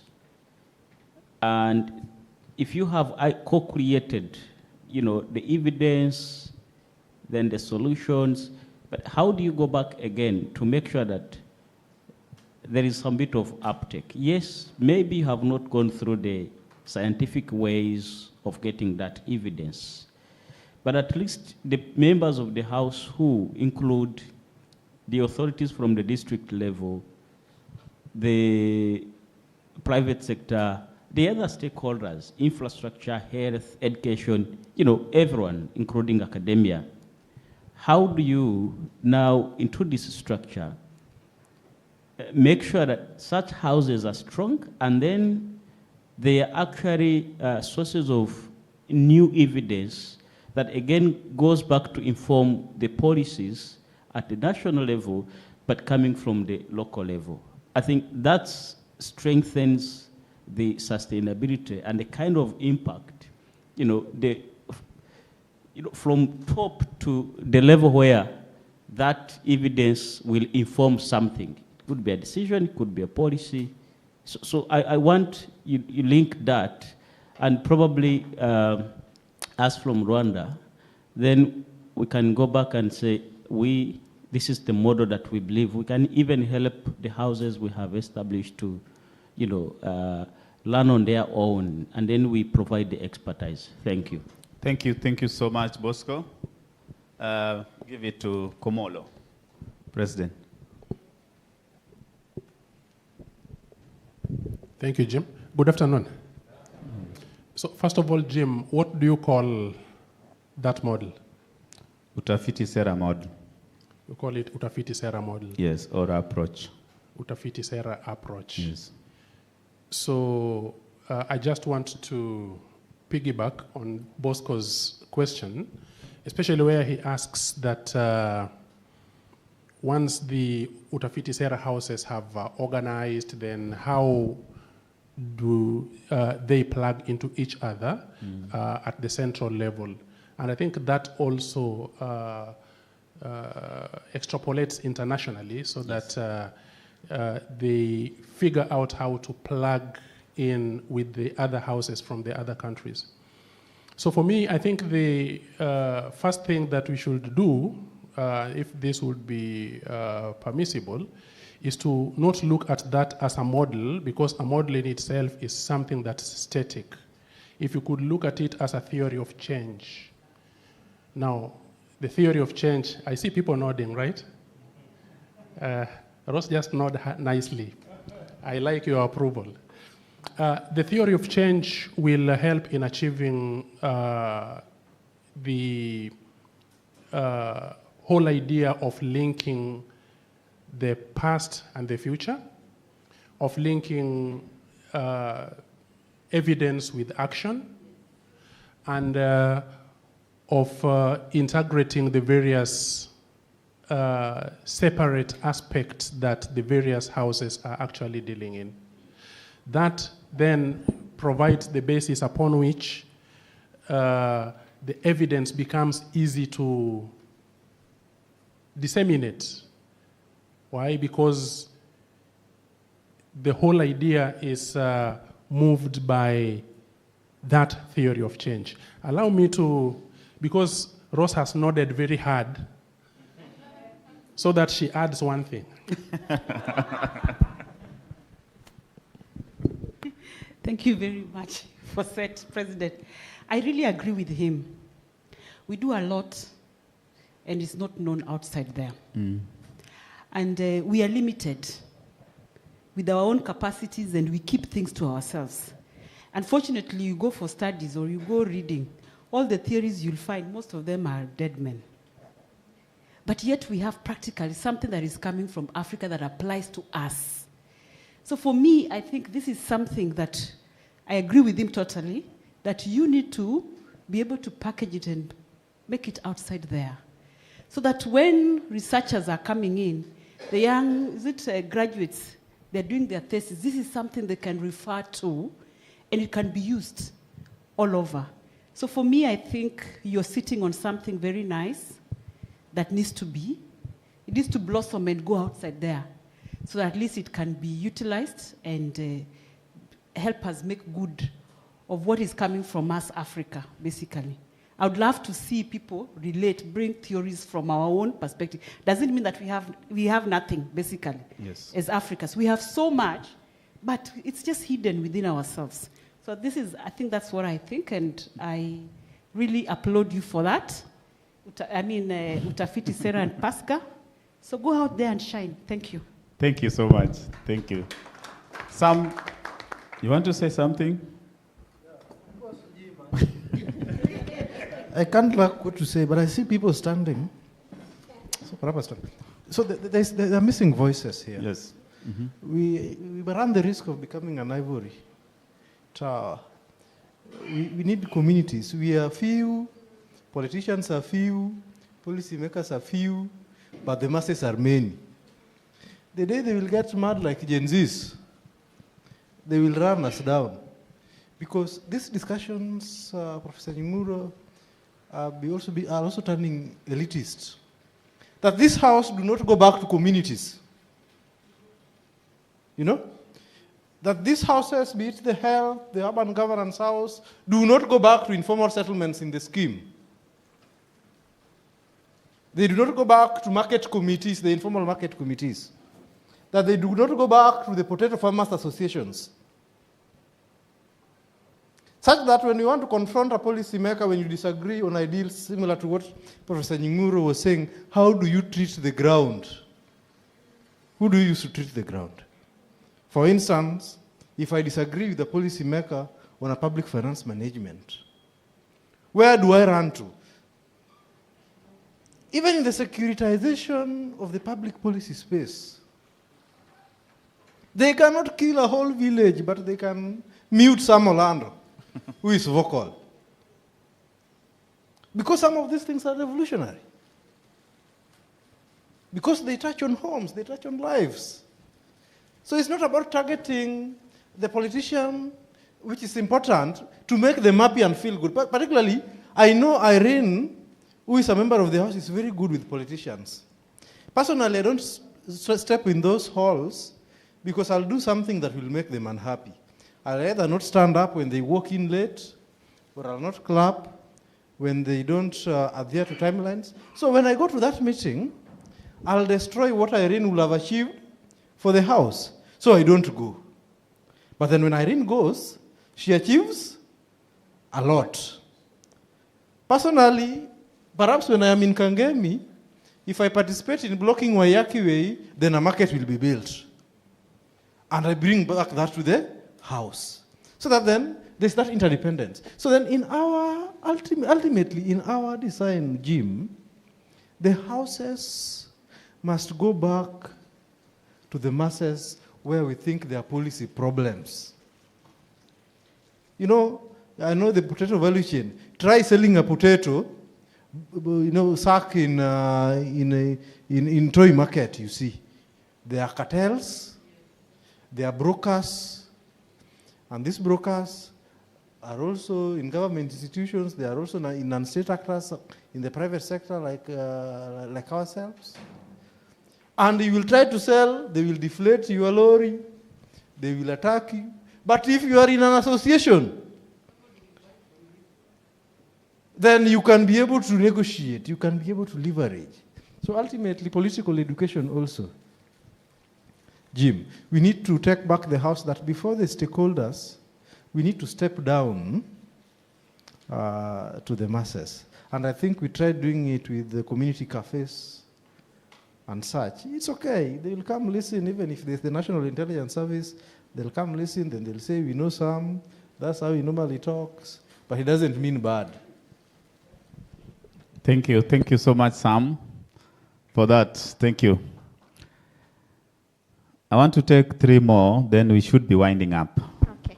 Yes. I think mine is a quick one. I'm thinking between step 2 and 3, yes, we can introduce a black arrow that shows both sides communicating with one another. And the reason why I said this is I'm picking it from the discussions that we had with Mr. Elvis from Kipra. And part of the things that I can foresee once we are presenting evidence to the different policy makers, there are aspects that may come up in terms of gaps within our research or in terms of the evidence that we have.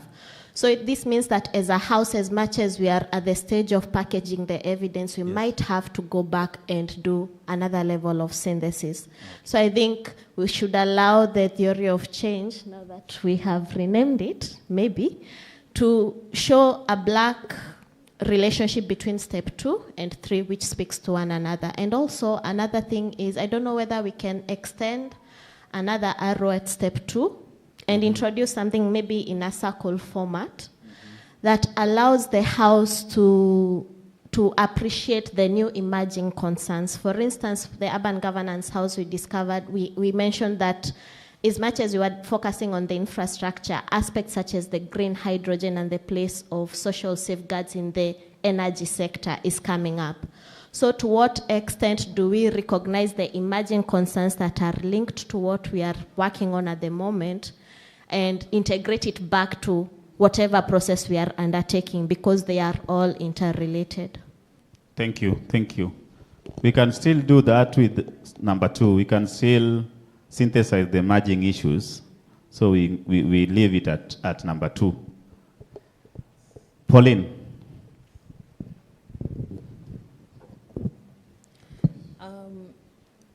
quite an interesting debate, and particularly for PASGA, and there's a lot to take in.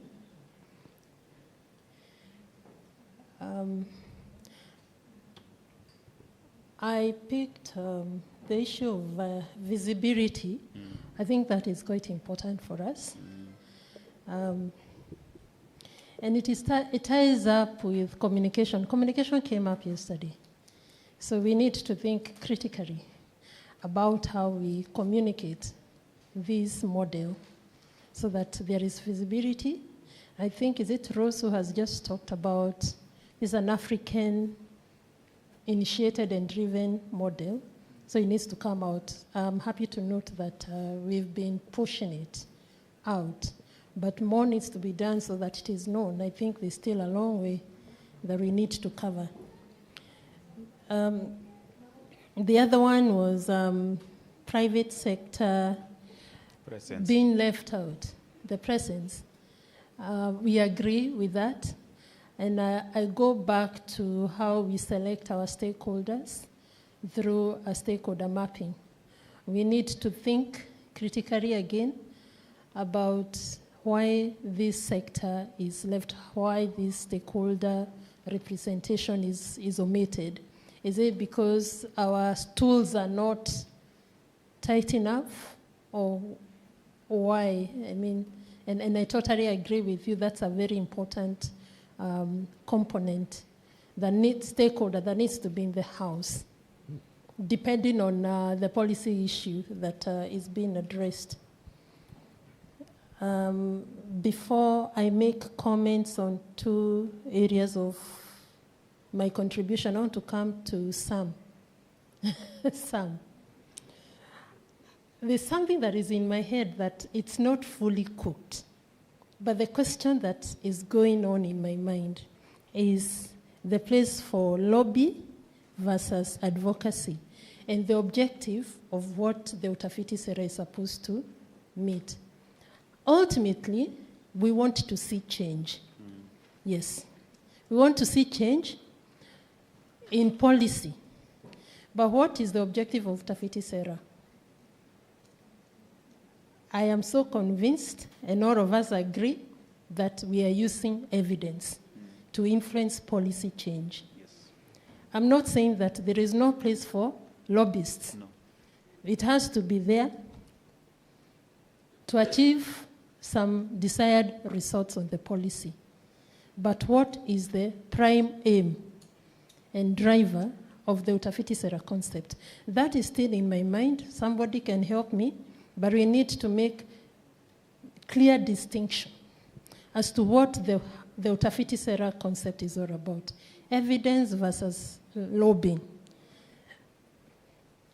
Now, 2 points I want to point, and we've been discussing this throughout, and they have clearly come out. And even in this meeting, this session, about two components that are not here. The first one is capacity. Capacity development has continuously come out, and I liked the way I actually aligned myself along with capacity happening at every one of these stages. The question I have is capacity for what? I listened to Sam's that insightful session in the morning. I was actually in the classroom and I kept asking myself, there's so much I don't know.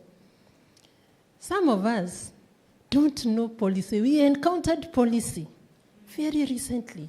We never learned. In fact, policy just emerged from nowhere in my life when I was doing my PhD. That's when it came out. But in my training all along, I didn't know what policy is about. And many of us are there, we find ourselves in that space. We don't really know what policy is. And policy at what stages. So we need to know, I do professional development and training at PASGA. And I was asking myself, do we need to repackage, a little bit of what we teach? Our masters and PhD students literally go through that process. But how about other researchers? This needs to be really unpacked and defined what kind of capacity. And capacity, you know, all through. When we come to monitoring and evaluation, do we have the capacity to do that? When it comes to advocacy and communication, do we have capacity? What I'm saying is we need now to go a step further so that we are systematic and conclusive. We decide this is what we mean by capacity and this is what we are going for so that we can have that capacity. Let me talk about M&E. The same. M&E, we need again to come up with very clear KPIs, which it goes back to, is it you who talked about theory of change? We need to start from there so that we go back. If we need to go back to the theory of change and refine it, and it is from there we will get our KPIs so that when we go to measuring, we know exactly what we are measuring, we don't lose out. I can go on and on, but I want to stop here. Somebody else can say. Thank you so much, Pauline, for that. Thank you so much. We need to wind up. Katuta, you are raising your hand or not? Yes, I only give Katuta and then Consensus you'll finish, and then we end the session.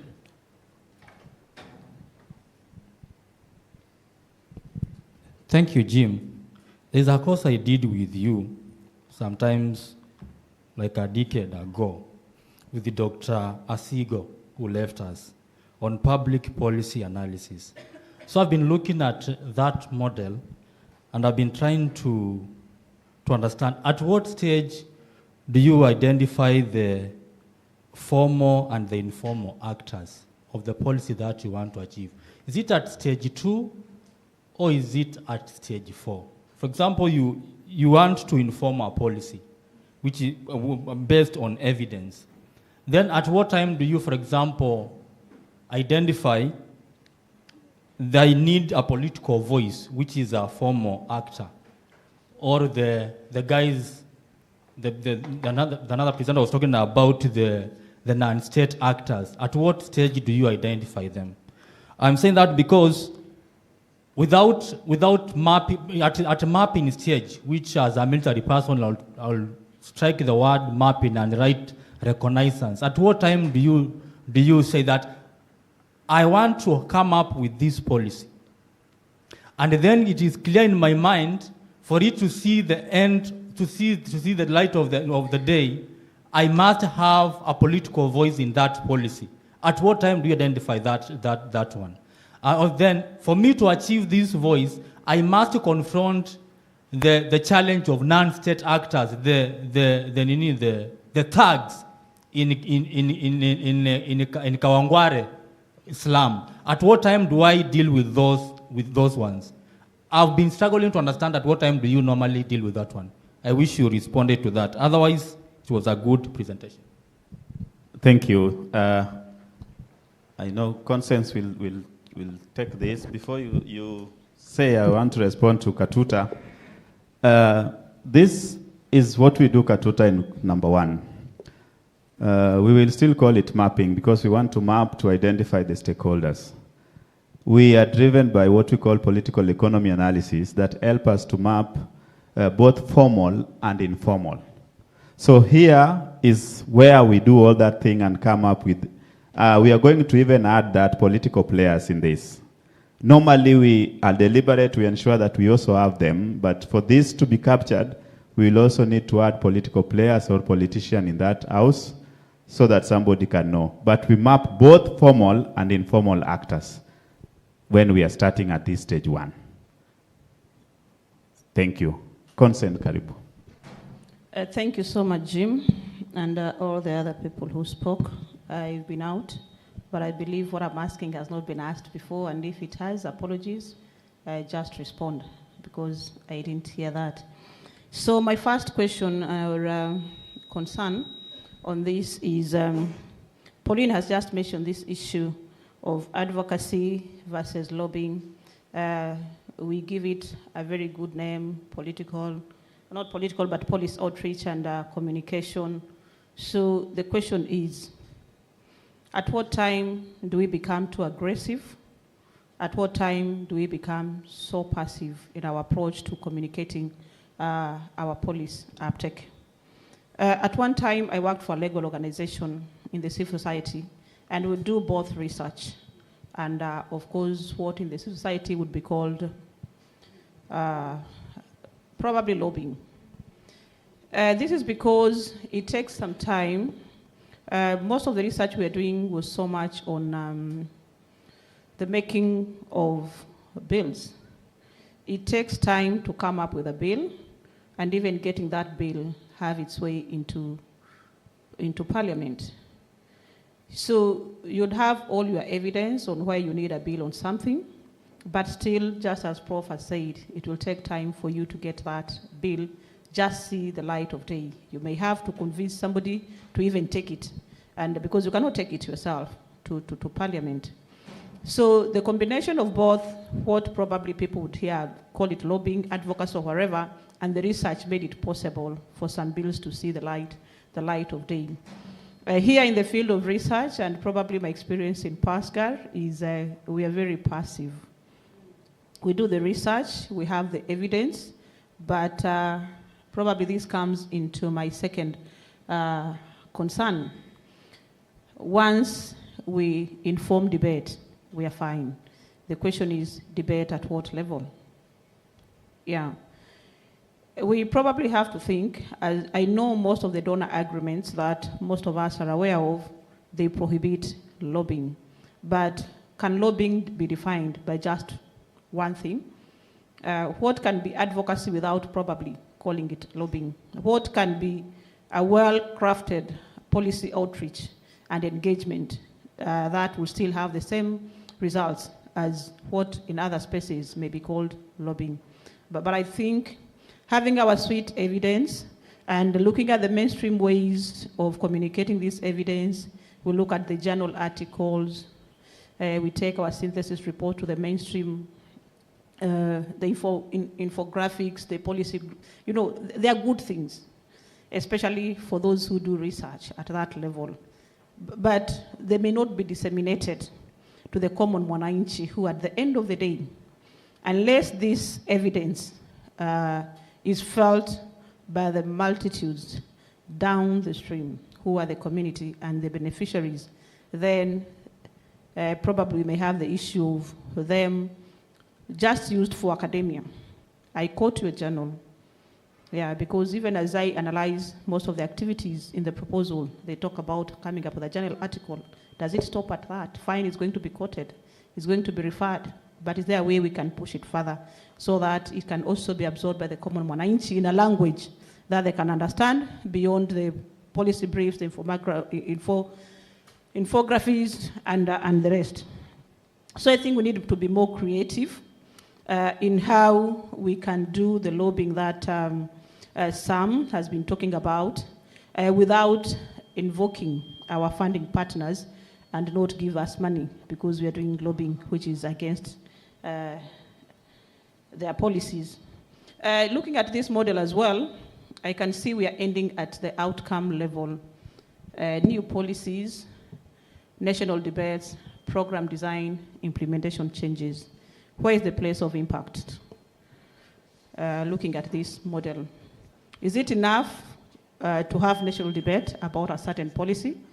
Or at the end of the day, we have our goals, and our goals talk more of what the beneficiaries takes home. So Jim, the challenge is to you. I think we need to take it further, not just at outcome level, where we probably have some bit of influence and think more of impact. Let it be felt by our beneficiaries. Let there be transformational change. Let's have life changed livelihoods so that it's not just about the policies. In Kenya, we have the tendency where a bill is passed, then the implementation date is done after 10 years. Those who have been following up on the PBO Act, it came into being in 2013. The effective date was gazetted last year.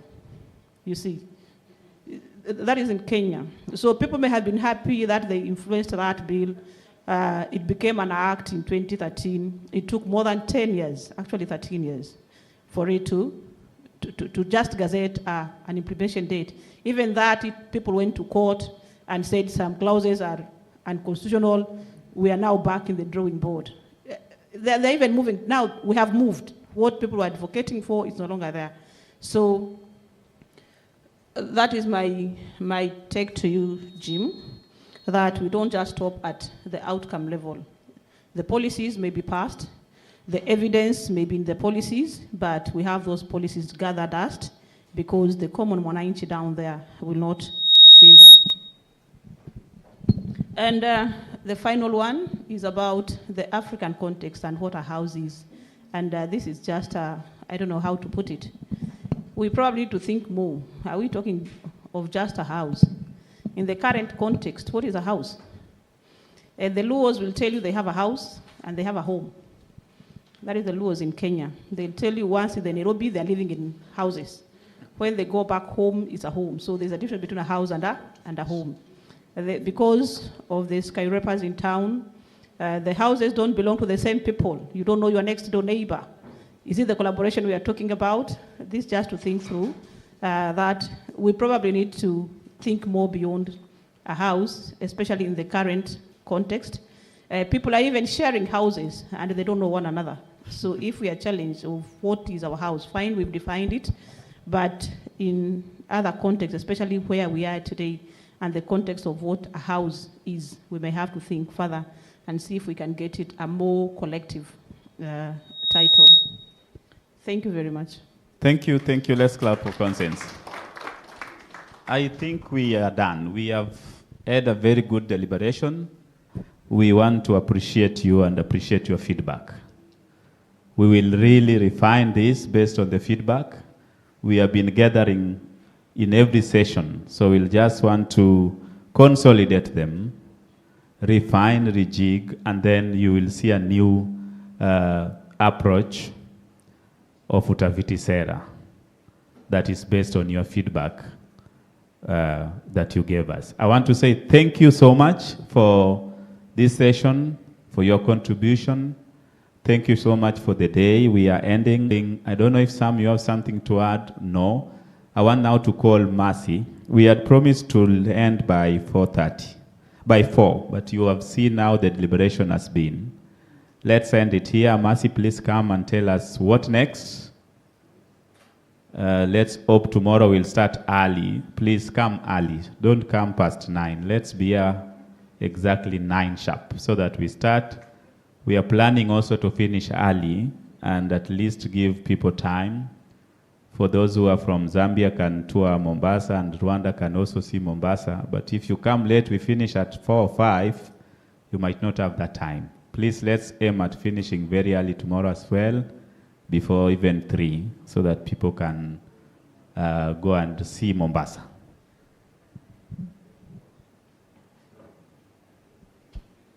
Hello.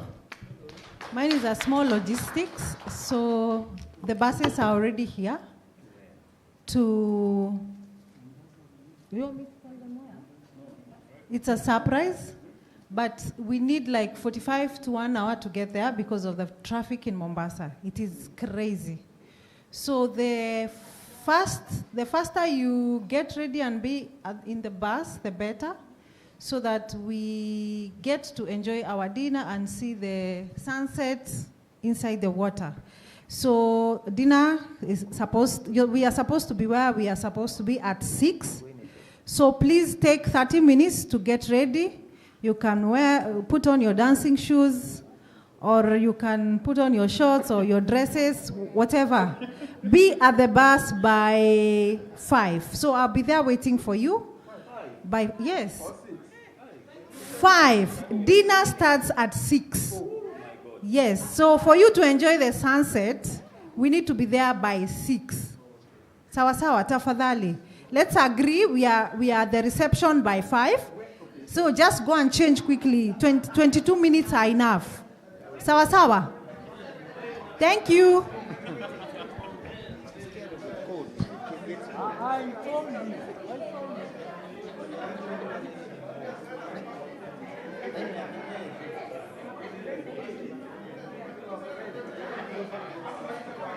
grassroots actors have wrapped up the Utafiti Sera Inter-House Learning and Sharing Convening, a forum aimed at strengthening evidence-based decision-making across Africa.